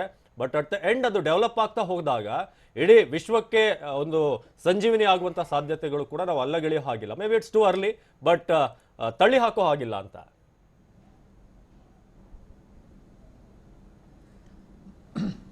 ಮುಖ್ಯವಾಗಿ ನಮ್ಮ ಈ ಸಂಶೋಧನೆಗಳಲ್ಲಿ ನಾವು ಒಂದು ಮಾತ್ರ ಈಗ ಮೊದಲು ಕೂಡ ಡಾಕ್ಟರ್ ಶಿವರಾಮ್ ಅವರು ಹೇಳಿದ್ರು ಇದರ ಬಗ್ಗೆ.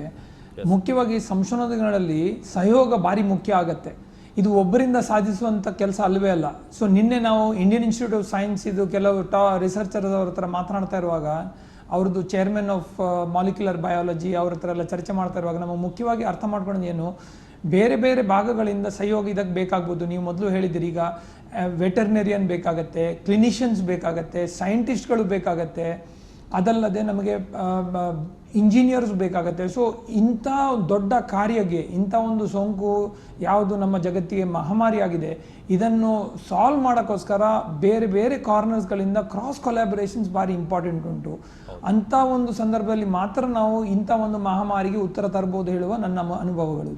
ಎಸ್ ಎಸ್ ಇನ್ನು ಡಾಕ್ಟರ್ ಚೇತನ್ ಅವರೇ, ಈಗ ಇಂಥ ಸಂದರ್ಭದಲ್ಲಿ ತುಂಬಾ ಎಕ್ಸ್ಪೆರಿಮೆಂಟ್ ಮಾಡಲೇಬೇಕು, ಟ್ರಯಲ್ ಅಂಡ್ ಎರರ್ ಇದ್ದೇ ಇರುತ್ತೆ. ಸೊ ನೀವು ಈ ಒಂದು ಸಂಶೋಧನೆ, ಈ ಒಂದು ಫ್ಯಾಕ್ಟರಿ ಏನಿದೆ, ಇದು ಎಷ್ಟು ಮಟ್ಟಿಗೆ ನಿಮ್ಮ ಪ್ರಕಾರ ಒಂದು ವೇಳೆ ಹೌದು ಅಂತ ಆದ್ರೆ ಎಷ್ಟು ಬದಲಾವಣೆ ಆಗ್ಬೋದು ಅಂತ ನೀವು ಯಾವ ಆಂಗಲ್ ಅಲ್ಲಿ ನೋಡ್ತೀರಿ ಅಂತ ಇದನ್ನ? ಖಂಡಿತ ಇದು ವ್ಯಾಕ್ಸಿನ್ ಬಂದ್ರೆ ಕರ್ನಾಟಕದಿಂದ ನಮ್ಗೆ ಹೆಮ್ಮೆನೆ. ಬಟ್ ಅದೇ ಅದು ಎಲ್ಲ ಇನ್ನು ಫರ್ದರ್ ಸ್ಟಡೀಸ್ ಟ್ರಯಲ್ಸ್ ಎಲ್ಲ ಆಗಬೇಕು. ಅದು ಎಷ್ಟು ಮಟ್ಟಿಗೆ ಪರಿಣಾಮ ಬರುತ್ತೆ, ಆಂಟಿಬಾಡೀಸ್ ಹೆಂಗ್ ಡೆವಲಪ್ ಆಗುತ್ತೆ, ಸೈಡ್ ಎಫೆಕ್ಟ್ಸ್ ಏನು, ಅದೆಲ್ಲ ನೋಡ್ಕೋಬೇಕು. ಅದೆಲ್ಲ ನೋಡಿ ನಂತರ we can comment on it.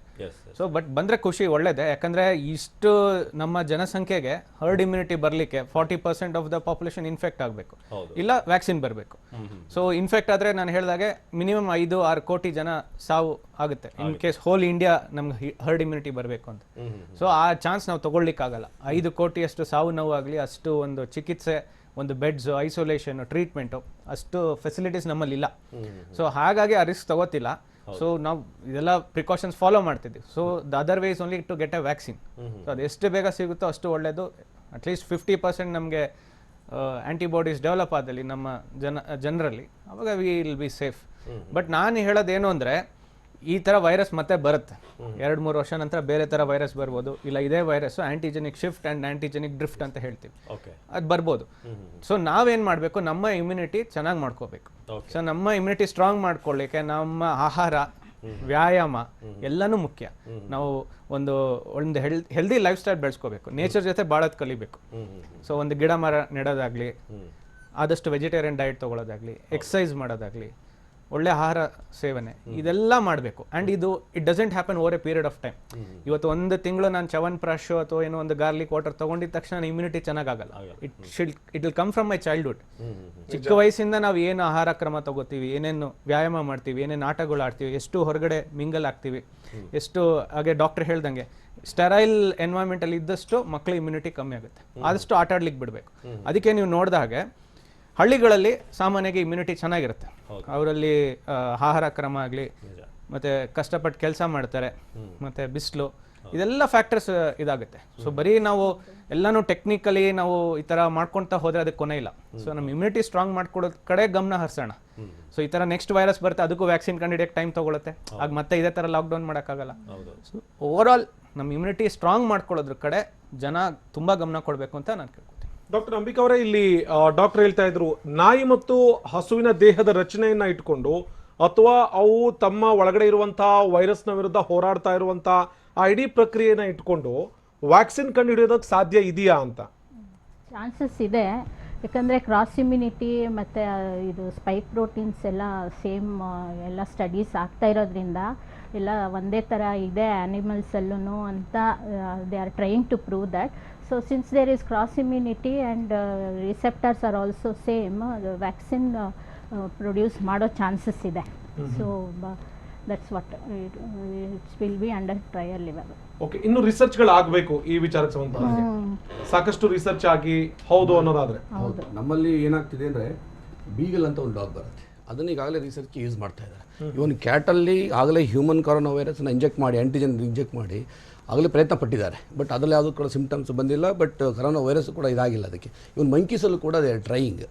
So ಹೀಗಾಗಿ ನಮ್ಮ ಪ್ರಾಣಿಗಳನ್ನೇ ಭಾಳ ಪ್ರಮುಖವಾಗಿ ಇಟ್ಕೊಂಡು ಲ್ಯಾಬ್ ಅನಿಮಲ್ಸಲ್ಲಿ ಇವನ್ ಹ್ಯಾಮ್ಸ್ಟರ್ಸ್ ಇರ್ಬೋದು, ರ್ಯಾಬಿಟ್ ಇರ್ಬೋದು, ಎಲ್ಲ ಪ್ರಾಣಿಗಳನ್ನ ಇಟ್ಕೊಂಡು ಪ್ರಯತ್ನ ಮಾಡ್ತಾ ಇದ್ದಾರೆ. ಬಟ್ ಕರೋನಾ ವೈರಸ್ ಏನಾಗ್ತಿದೆ, ನಮ್ಮಲ್ಲಿ ಅನಿಮಲ್ ಸಿಂಪ್ಟಮ್ಸೇ ಬೇರೆ, ಹ್ಯೂಮನ್ ಸಿಂಪ್ಟಮ್ಸೇ ಬೇರೆ ಆಗಿರೋದ್ರಿಂದ ಒಂದು ಸ್ವಲ್ಪ ಕನ್ಫ್ಯೂಷನ್ಸಲ್ಲಿದ್ದಾರೆ. So they are very difficult. ಟ್ರಯಲ್ಸಲ್ಲಿದೆ ಅಷ್ಟೇ, ಇನ್ನೂ ಕನ್ಕ್ಲೂಷನ್ಸಿಗೆ ಬರೋಕ್ಕಾಗಿಲ್ಲ. ಖಂಡಿತ ಖಂಡಿತ ಖಂಡಿತ ವೈದ್ಯರ ಜೊತೆಗೆ ಮಾತಾಡ್ತೀನಿ. ಹಾಗೇನೆ ಈ ಪ್ರಾಣಿಗಳ ವಿಚಾರಕ್ಕೆ ಸಂಬಂಧಪಟ್ಟ ಹಾಗೆ ಒಂದಷ್ಟು ಗೊಂದಲ ಇರುತ್ತೆ. ಈಗ ಹೇಳ್ತಾ ಇದ್ದೀವಿ ಅಥವಾ ವೈದ್ಯರು ಹೇಳ್ತಾ ಇದ್ದಾರೆ, ವಿಜ್ಞಾನಿಗಳು ಹೇಳ್ತಾ ಇದ್ದಾರೆ, ಈ ಹಸು ಮತ್ತು ನಾಯಿಗಳಿಂದಾಗಿ ನಮಗೆ ಇಮ್ಯುನಿಟಿ ಸಿಸ್ಟಮ್ ಒಂದಷ್ಟು ಬಿಲ್ಡ್ ಆಗೋದಕ್ಕೆ ಅಥವಾ ಡೆವಲಪ್ ಆಗೋದಕ್ಕೆ ರೋಗ ನಿರೋಧಕ ಶಕ್ತಿ ಸಾಧ್ಯ ಆಗಿರಬಹುದು ಅನ್ನುವಂಥ ಥಿಯರಿಯನ್ನು ಇಡ್ತಾ ಇದ್ದಾರೆ. ಹಾಗಿದ್ರೆ ನಿಮಗೂ ಕೂಡ ಸಾಕಷ್ಟು ಗೊಂದಲ ಇರುತ್ತೆ, ಏನು ಮಾಡಬೇಕು? ನಾವು ನಾಯಿಗಳ ಜೊತೆ ಓಡಾಡ್ತಾ ಇರ್ತೀವಿ, ಹಸುಗಳ ಜೊತೆ ಓಡಾಡ್ತಾ ಇರ್ತೀವಿ, ಅವುಗಳಿಂದ ನಮಗೆ ಸಮಸ್ಯೆ ಆಗ್ತಾ ಇದೆಯಾ ಅಥವಾ ಅವುಗಳೇ ನಮ್ಮನ್ನು ಕಾಪಾಡ್ತಾ ಇದೆಯಾ? ಇಂಥ ಒಂದಷ್ಟು ಗೊಂದಲ ನಿಮ್ಮ ಬಳಿಯಲ್ಲೂ ಕೂಡ ಇರುತ್ತೆ. ನೀವು ಕೂಡ ಕರೆ ಮಾಡಬಹುದು, ಮಾತನಾಡಬಹುದು, ಸ್ವತಃ ವಿಜ್ಞಾನಿಗಳ ಜೊತೆಗೆ ಮಾತನಾಡಿ ನಿಮ್ಮಲ್ಲಿರುವಂತಹ ಗೊಂದಲವನ್ನು ಪರಿಹರಿಸ್ಕೊಳ್ಬಹುದು. ಮತ್ತೆ ಚರ್ಚೆನ ಮುಂದುವರಿಸೋಣ. ನಾವು ಈ ಇಮ್ಯುನಿಟಿ ಬಗ್ಗೆ ಮಾತನಾಡ್ತಾ ಇದ್ವಿ. ಪ್ರಾಣಿಗಳಿಂದ ಮನುಷ್ಯರಿಗೆ ಆಗ್ಬೋದಾದಂತ ಒಂದಷ್ಟು ಹೆಲ್ಪ್ ಏನು ಅಥವಾ ಇಮ್ಯುನಿಟಿ ಹೆಚ್ಚಿಸುವಂತ ನಿಟ್ಟಿನಲ್ಲಿ ವರದಾನ ಆಗ್ಬೋದು ಅಂತ. ಹಾಗಾದ್ರೆ ಕೊರೋನಾ ವಿರುದ್ಧ ಔಷಧ ಹೇಗೆ ತಯಾರಾಗಬಹುದು? ರೋಗ ನಿರೋಧಕ ಶಕ್ತಿಯ ಬರವಾಗುತ್ತಾ? ಹಾಗಾದ್ರೆ ಪ್ರಾಕ್ಟಿಕಲಿ ಹೇಗೆ ಸಾಧ್ಯ ಇದು ಅಂತ? ಆ ಎರಡು ಪ್ರಾಣಿಗಳ ರೋಗ ನಿರೋಧಕ ಶಕ್ತಿಯ ಬರವಾಗುತ್ತಾ? ಹಾಗಾದ್ರೆ ಆ ಎರಡು ಪ್ರಾಣಿಗಳು ಹೇಗೆ ಕಾರಣವಾಗುತ್ತೆ? ಅದರ ಬಗ್ಗೆ ಕೂಡ ನಾವು ಸಾಕಷ್ಟು ಮಾತನಾಡ್ತಾ ಹೋಗ್ತಾ ಇದ್ವಿ. ಜೊತೆಗೆ ಯಾವೆಲ್ಲ ಅಂಶಗಳು ನಮ್ಮನ್ನ ಕೊರೋನಾದಿಂದ ಕಾಪಾಡುತ್ತೆ, ಈ ಪ್ರಾಣಿಗಳಿಂದ ಅಂದ್ರೆ ಪ್ರಾಣಿಗಳ ಆ ದೇಹದಲ್ಲಿರುವಂತಹ ಅಂಶಗಳು ನಮ್ಮನ್ನ ಹೇಗೆ ಕಾಪಾಡುತ್ತೆ ಅಂತ. ಕೊರೋನಾ ವಿರುದ್ಧ ಔಷಧ ಹೇಗೆ ತಯಾರಾಗಬಹುದು? ಒಂದು ವೇಳೆ ಈ ಒಂದು ಥಿಯರಿ ಹೌದು, ಇದರಲ್ಲಿ ಒಂದಷ್ಟು ಎವಿಡೆನ್ಸ್ ಇದೆ, ಇದು ಪೂರಕ ಆಗುತ್ತೆ ಅಂತ ಆದ್ರೆ ಹೇಗೆ? ನಾಯಿಗಳಲ್ಲಿ ಕ್ಯಾನೈನ್ ಮತ್ತು ಹಸುಗಳಲ್ಲಿ ಬೊವೈನ್ ಕೊರೋನಾ ವೈರಸ್ ಇದೆ. ಔಷಧಿಯ ಮೂಲ ಇಲ್ಲೇ ಕಾಣ್ತಾ ಇರೋದು ಕ್ಯಾನೈನ್ ಬೊವೈನ್ಗಳಲ್ಲಿ ರೋಗ ನಿರೋಧಕ ಶಕ್ತಿ ಕೂಡ ಇದೆ. ಇದು ಎಕ್ಸ್ಫ್ಯಾಕ್ಟರ್, ಅಲ್ಲಿರುವಂತ ಎಕ್ಸ್ಫ್ಯಾಕ್ಟರ್ ಅದೇನೆ. ಇವುಗಳ ಶಕ್ತಿಯನ್ನೇ ವ್ಯಾಕ್ಸಿನ್ ಆಗಿ ಪರಿವರ್ತಿಸಲು ಈಗ ತಜ್ಞರ ಪ್ರಯತ್ನ ಆಗ್ತಾ ಇದೆ. ಆ ಕಾರಣದಿಂದಾಗಿ ಪ್ರಾಣಿಗಳ ದೇಹದಲ್ಲಿರುವಂತಹ ವೈರಸ್ನ ಸ್ಟ್ರೇನ್ ಶಕ್ತಿ ಗುರುತಿಸಿ ವ್ಯಾಕ್ಸಿನ್ ತಯಾರಿಸಬಹುದು ಅನ್ನೋದು ಈಗ ಇರುವಂತಹ ಒಂದು ಲೈನ್ ಅಂತ ಹೇಳ್ಬೋದು, ಒಂದು ಎಳೆ ಈಗ ಸದ್ಯಕ್ಕೆ ಇದೆ. ನಾಯಿಗಳಲ್ಲಿ ಕ್ಯಾನೈನ್, ಹಸುಗಳಲ್ಲಿ ಬೊವೈನ್ ಕೊರೋನಾ ವೈರಸ್ ಇದೆ.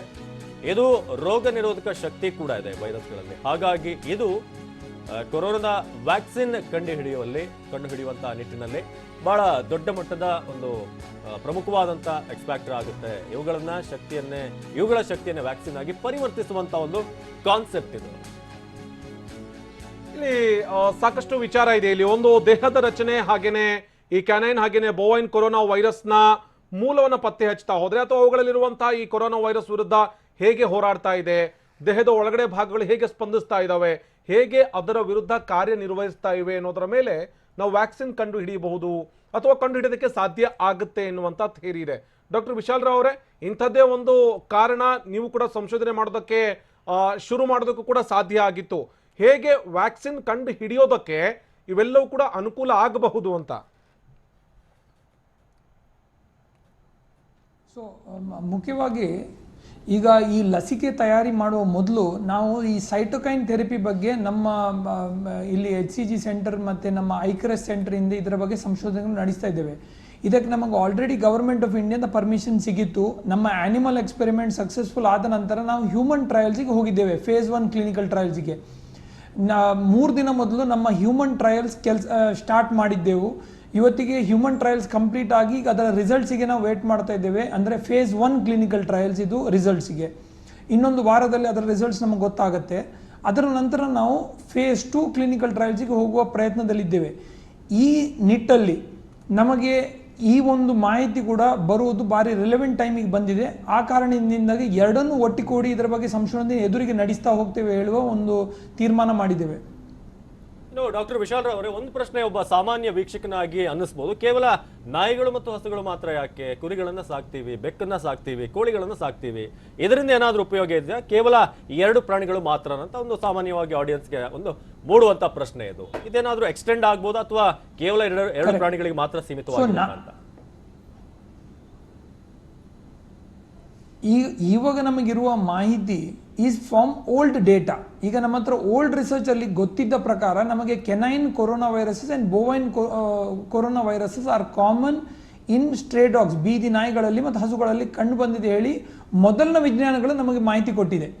ಇದರಿಂದ ಎದುರಾಗಿ ಇದು ಬೇರೆ ಪ್ರಾಣಿಗಳಲ್ಲಿ ಹೇಗೆ ಬರುತ್ತೆ ಏನು, ಇದು ನಮಗೆ ಬೇರೆ ಸಹಯೋಗ ವಿಜ್ಞಾನಿಗಳಿಂದನೇ ಗೊತ್ತಾಗಿರ್ಬೇಕಾಗತ್ತೆ. ಅಂದರೆ ವೆಟರ್ನೇರಿಯನ್ಗಳು, ಕ್ಲಿನಿಷಿಯನ್ಸ್ಗಳು, ಸೈಂಟಿಸ್ಟ್ಗಳು ಎಲ್ಲ ಒಟ್ಟು ಕೂಡಾಗಿ ಇದರ ಬಗ್ಗೆ ಇನ್ನೂ ದೊಡ್ಡ ಸಂಶೋಧನೆಗಳನ್ನು ಮಾಡಿ ಅದಕ್ಕೆ ಒಂದು ದೊಡ್ಡ ಕಾಮನ್ ಪ್ಲಾಟ್ಫಾರ್ಮ್ ತರಬೇಕು ಹೇಳುವ ಒಂದು ಉದ್ದೇಶ ಉಂಟು. ಅದಕ್ಕೆ ನಮ್ಮ ಡೆಪ್ಯೂಟಿ ಚೀಫ್ ಮಿನಿಸ್ಟರ್ ಆದಂಥ ಡಾಕ್ಟರ್ ಅಶ್ವಥ್ ನಾರಾಯಣ ಅವರು ತುಂಬ ದೊಡ್ಡ ಮಟ್ಟದಲ್ಲಿ ಪ್ರೋತ್ಸಾಹನೆ ಕೊಟ್ಟಿದ್ದಾರೆ. ಅದಕ್ಕೊಂದು ಒಳ್ಳೆ ಪ್ಲಾಟ್ಫಾರ್ಮ್ ಬ್ಯಾಂಗ್ಳೂರ್ ಬಯೋ ಇನೋವೇಷನ್ ಸೆಂಟರಿಂದ ಸೆಟಪ್ ಮಾಡಿ where all the scientist will interact with each other and come up with solution ಹೇಳುವ ಒಂದು ಪ್ರಯೋಗನೂ ಶುರು ಮಾಡಿದ್ದಾರೆ. ಸೊ ಈ ಕೆಲಸ ಇವತ್ತಿಗೆ ಶುರು ಆಗೋಗಿದೆ ಆ್ಯಂಡ್ ಇದು ಇನ್ನೂ ಒಳ್ಳೆ ಪರಿಣಾಮ ಬೀಳಬೇಕು ಹೇಳುವ ಒಂದು ಮನೋಭಾವನೆ ಇಟ್ಕೊಂಡಿದ್ದೇವೆ ನಾವು. ಓಕೆ ಓಕೆ ಚಾಮರಾಜನಗರದಿಂದ ಜಗದೀಶ್ ಅಂತ ಹೇಳಿ ಒಬ್ರು ಕಾಲರ್ ಇದ್ದಾರೆ. ಜಗದೀಶ್ ಅವರೇ ಹೇಳಿ, ನಿಮ್ಮ ಅಭಿಪ್ರಾಯ ಏನು, ಜೊತೆಗೆ ಏನ್ ಪ್ರಶ್ನೆ ಕೇಳ್ತೀರಿ? ಸರ್ ನಮಸ್ಕಾರ. ನಮ್ಮ ಹತ್ರ ನಮ್ಮ ಮನೆ ಹತ್ರ 4 ಬೀದಿ ನಾಯಿ ಇದೆ ಸರ್. ಓಕೆ. ನಾವು ಅದು ನಮ್ಮ ಮನೆ ಬರ್ತವೆ, ಮಾಮೂಲಿ ಅನ್ನ ಇಡ್ತಾ ಇದೀವಿ. ಹ್ಮ್. ನಮ್ ಬಿಟ್ಟು ಹೋಗೋದೇ ಇಲ್ಲ, ಮನೇಲೇ ಇರುತ್ತೆ ಸರ್. ಆಮೇಲೆ ಜೊತೆಲೇ ಬರುತ್ತೆ.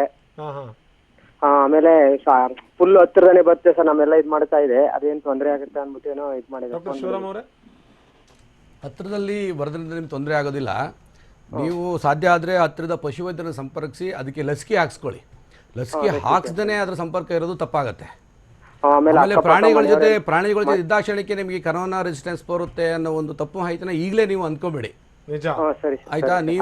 ನೀವು ಕೆಲಸ ಮಾಡ್ತೀರಿ, ಬೇರೆ ಬೇರೆ ವಾತಾವರಣಕ್ಕೆ ನೀವು ಎಕ್ಸ್ಪೋಸ್ ಆಗ್ತಾ ಇದ್ದಾಗ ನಿಮಗೆ ನಿಮ್ಮಲ್ಲಿರುವಂಥ ದೇಹದಲ್ಲಿ ಇಮ್ಯುನೋಗ್ಲಾಬ್ಯುಲಿನ್ಸ್ ಜಾಸ್ತಿ ಆಗಿ ದೇಹದಲ್ಲಿ ರೋಗ ನಿರೋಧಕ ಶಕ್ತಿ ಜಾಸ್ತಿ ಆಗ್ತದೆ. ಅಕ್ಕಪಕ್ಕ ಮನೆಯವರೆಲ್ಲ ತೊಂದರೆ ಆಗುತ್ತೆ ಅನ್ಬಿಟ್ಟು ಇಲ್ಲ, ಅದರಿಂದ ನಿಮಗೆ ತೊಂದರೆ ಆಗೋದಿಲ್ಲ. ಅವು ಕಚ್ಚಿದಾಗ ರೇಬಿಸ್ ಅಂತ ಕಾಯಿಲೆಗಳು ಬರ್ಬೋದು, ಬಟ್ ಕಚ್ಚಿದೆ ಅವು ಸೌಮ್ಯವಾಗಿದ್ದರೆ ತಪ್ಪೇನಿಲ್ಲ. ಖಂಡಿತ ಡಾಕ್ಟರ್. ಯಾಕೆ ಅಂತ ಹೇಳಿದ್ರೆ ಇಂಥದ್ದೊಂದು ಕನ್ಫ್ಯೂಷನ್ ಇದ್ದೇ ಇರುತ್ತೆ. ನಮ್ಮ ಮನೆ ಹತ್ರ ನಾಯಿಗಳಿದೆ, ಓಡಾಡ್ತಾ ಇರ್ತವೆ, ಬರ್ತಾ ಇರ್ತಾವೆ ಮನೆಗೆ, ಅವುಗಳಿಂದ ನಮಗೇನಾದ್ರು ಸಮಸ್ಯೆ ಇದೆ ಅಂತ ಹೇಳಿ ಕೆಲವೊಂದಷ್ಟು ಜನ ಹೆಂಗ್ ಶುರು ಮಾಡ್ಕೊಂತಾರೆ ಅಂತ ಹೇಳಿದ್ರೆ, ಈ ನಾಯಿ ಮತ್ತೆ ಹಸುವಿನಿಂದ ನಮಗೊಂದು ಶೀಲ್ಡ್ ರೆಡಿ ಆಗ್ತಿದೆ ಅಂದಂಗೆನೆ ಅವ್ನ ಪಕ್ಕಕ್ಕೆ ತಗೊಂಡು ಕೂತ್ಕೊಳ್ಳೋದು, ಅವನ್ನ ಪಕ್ಕದಲ್ಲೇ ಕೂರಿಸ್ಕೊಳ್ಳೋದು, ಇದು ಕೂಡ ಸ್ಟಾರ್ಟ್ ಆಗುತ್ತೆ. ಅದು ಆಗಬಾರ್ದು. ಇಲ್ಲಿ ಟಿವಿ ನೋಡ್ಕೊಂಡ್ಬಿಟ್ಟು ಎಲ್ಲ ನಾಯಿಗಳನ್ನು ಪಕ್ಕದಲ್ಲೇ ಮಲಸ್ಕೊಳ್ಳೋದು ಎಲ್ಲ ಮಾಡಬೇಡಿ.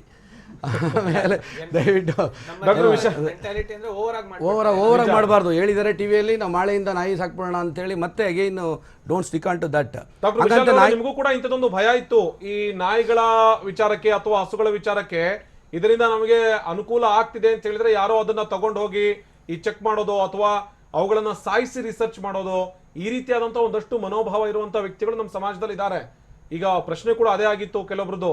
ಇಲ್ಲ, ನಮ್ಮ ಮನೆ ಹತ್ರ ಬೀದಿ ನಾಯಿಗಳಿದೆ, ಮನೆ ಹತ್ರಕ್ಕೆ ಬರ್ತವೆ, ನಮ್ಮ ಜೊತೆಗೆ ಇರ್ತವೆ, ಅವುಗಳಿಂದ ನಮಗೇನಾದ್ರೂ ಸಮಸ್ಯೆ ಆಗುತ್ತಾ ಅಂತ ಹೇಳಿ ಕೇಳ್ತಾ ಇದ್ದಾರೆ. ಸೊ ಮುಖ್ಯವಾಗಿ ಇದರಲ್ಲಿ 2 ವಿಷಯಗಳು ಉಂಟು.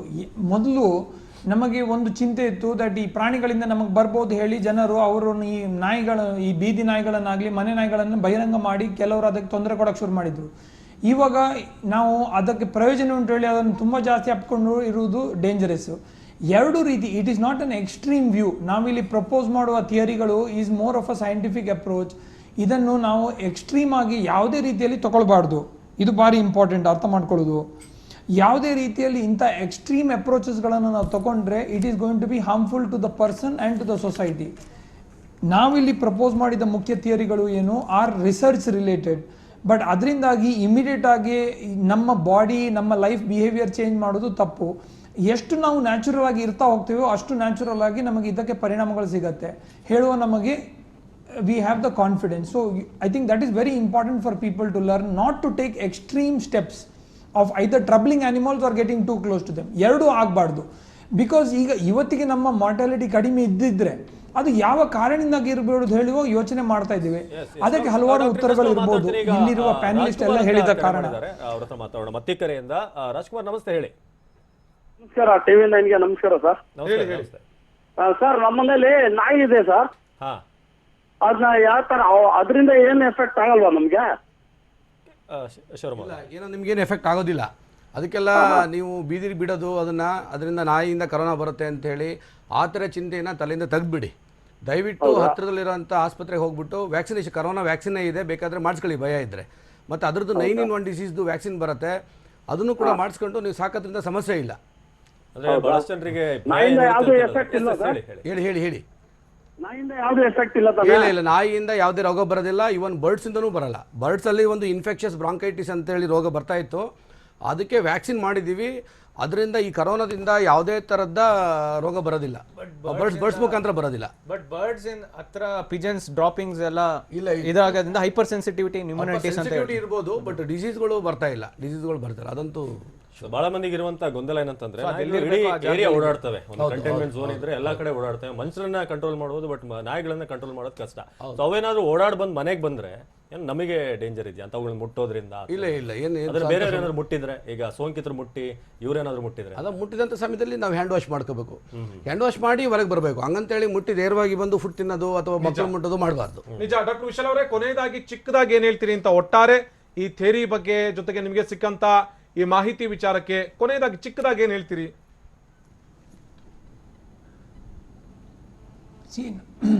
ಮೊದಲಾಗಿ ನಾವು ಈ ಲಾಸ್ಟ್ 3 ತಿಂಗಳಲ್ಲಿ ಮಾಡುವ ಪ್ರಯಾಸಗಳು ನಮ್ಮ ವಿಜ್ಞಾನದ ಟೀಮ್ಗಳಿಂದ, ನಮ್ಮ ರಾಜ್ಯ ಸರ್ಕಾರದಿಂದ ಸಹಯೋಗದಿಂದ ನಾವು ಇದೆಲ್ಲ ಪ್ರಯತ್ನಗಳು ಮಾಡ್ತಾ ಇದ್ದೇವೆ. ಇದಕ್ಕೆ ಮುಖ್ಯ ಒಂದೇ ಉದ್ದೇಶ, ನಮ್ಮ ದೇಶದಲ್ಲಿ ನಮ್ಮ ರಾಜ್ಯದಲ್ಲಿ ನಮಗೊಂದು ಹೆಮ್ಮೆ ಬರಬೇಕು. ನಮ್ಮ ಪ್ರಯಾಸಗಳು, ನಮ್ಮ ವಿಜ್ಞಾನಿಗಳು, ನಮ್ಮ ಕ್ಲಿನಿಷಿಯನ್ಗಳು, ರಿಸರ್ಚರ್ಸ್ಗಳು ಒಟ್ಟಾಗಿ ಏನೋ ಒಂದು ಪ್ರಯೋಜನ ಇದೆ, ಜನಹಿತಕ್ಕೋಸ್ಕರ ಒಂದು ಪ್ರಯಾಸ ನಡೆಸುವ ಒಂದು ನಿಟ್ಟಲ್ಲಿ ನಾವು ಇದೆಲ್ಲ ಪ್ರಯತ್ನಗಳನ್ನು ಮಾಡ್ತಾ ಇದ್ದೇವೆ.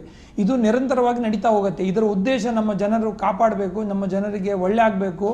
ಆರೋಗ್ಯ ಸಂಸ್ಥೆಗಳಿಂದ ಮತ್ತು ನಮ್ಮ ವೈದ್ಯರ ಸಂಘಗಳಿಂದ ನಮಗೆ ಒಂದು ಉತ್ತರವಾದ ಕೊಡೋದು. ನಾವು ಇದಕ್ಕೆ ನಾವೆಲ್ಲರೂ ನಿಮ್ಮೊಟ್ಟಿಗೆ ಇದ್ದೇವೆ.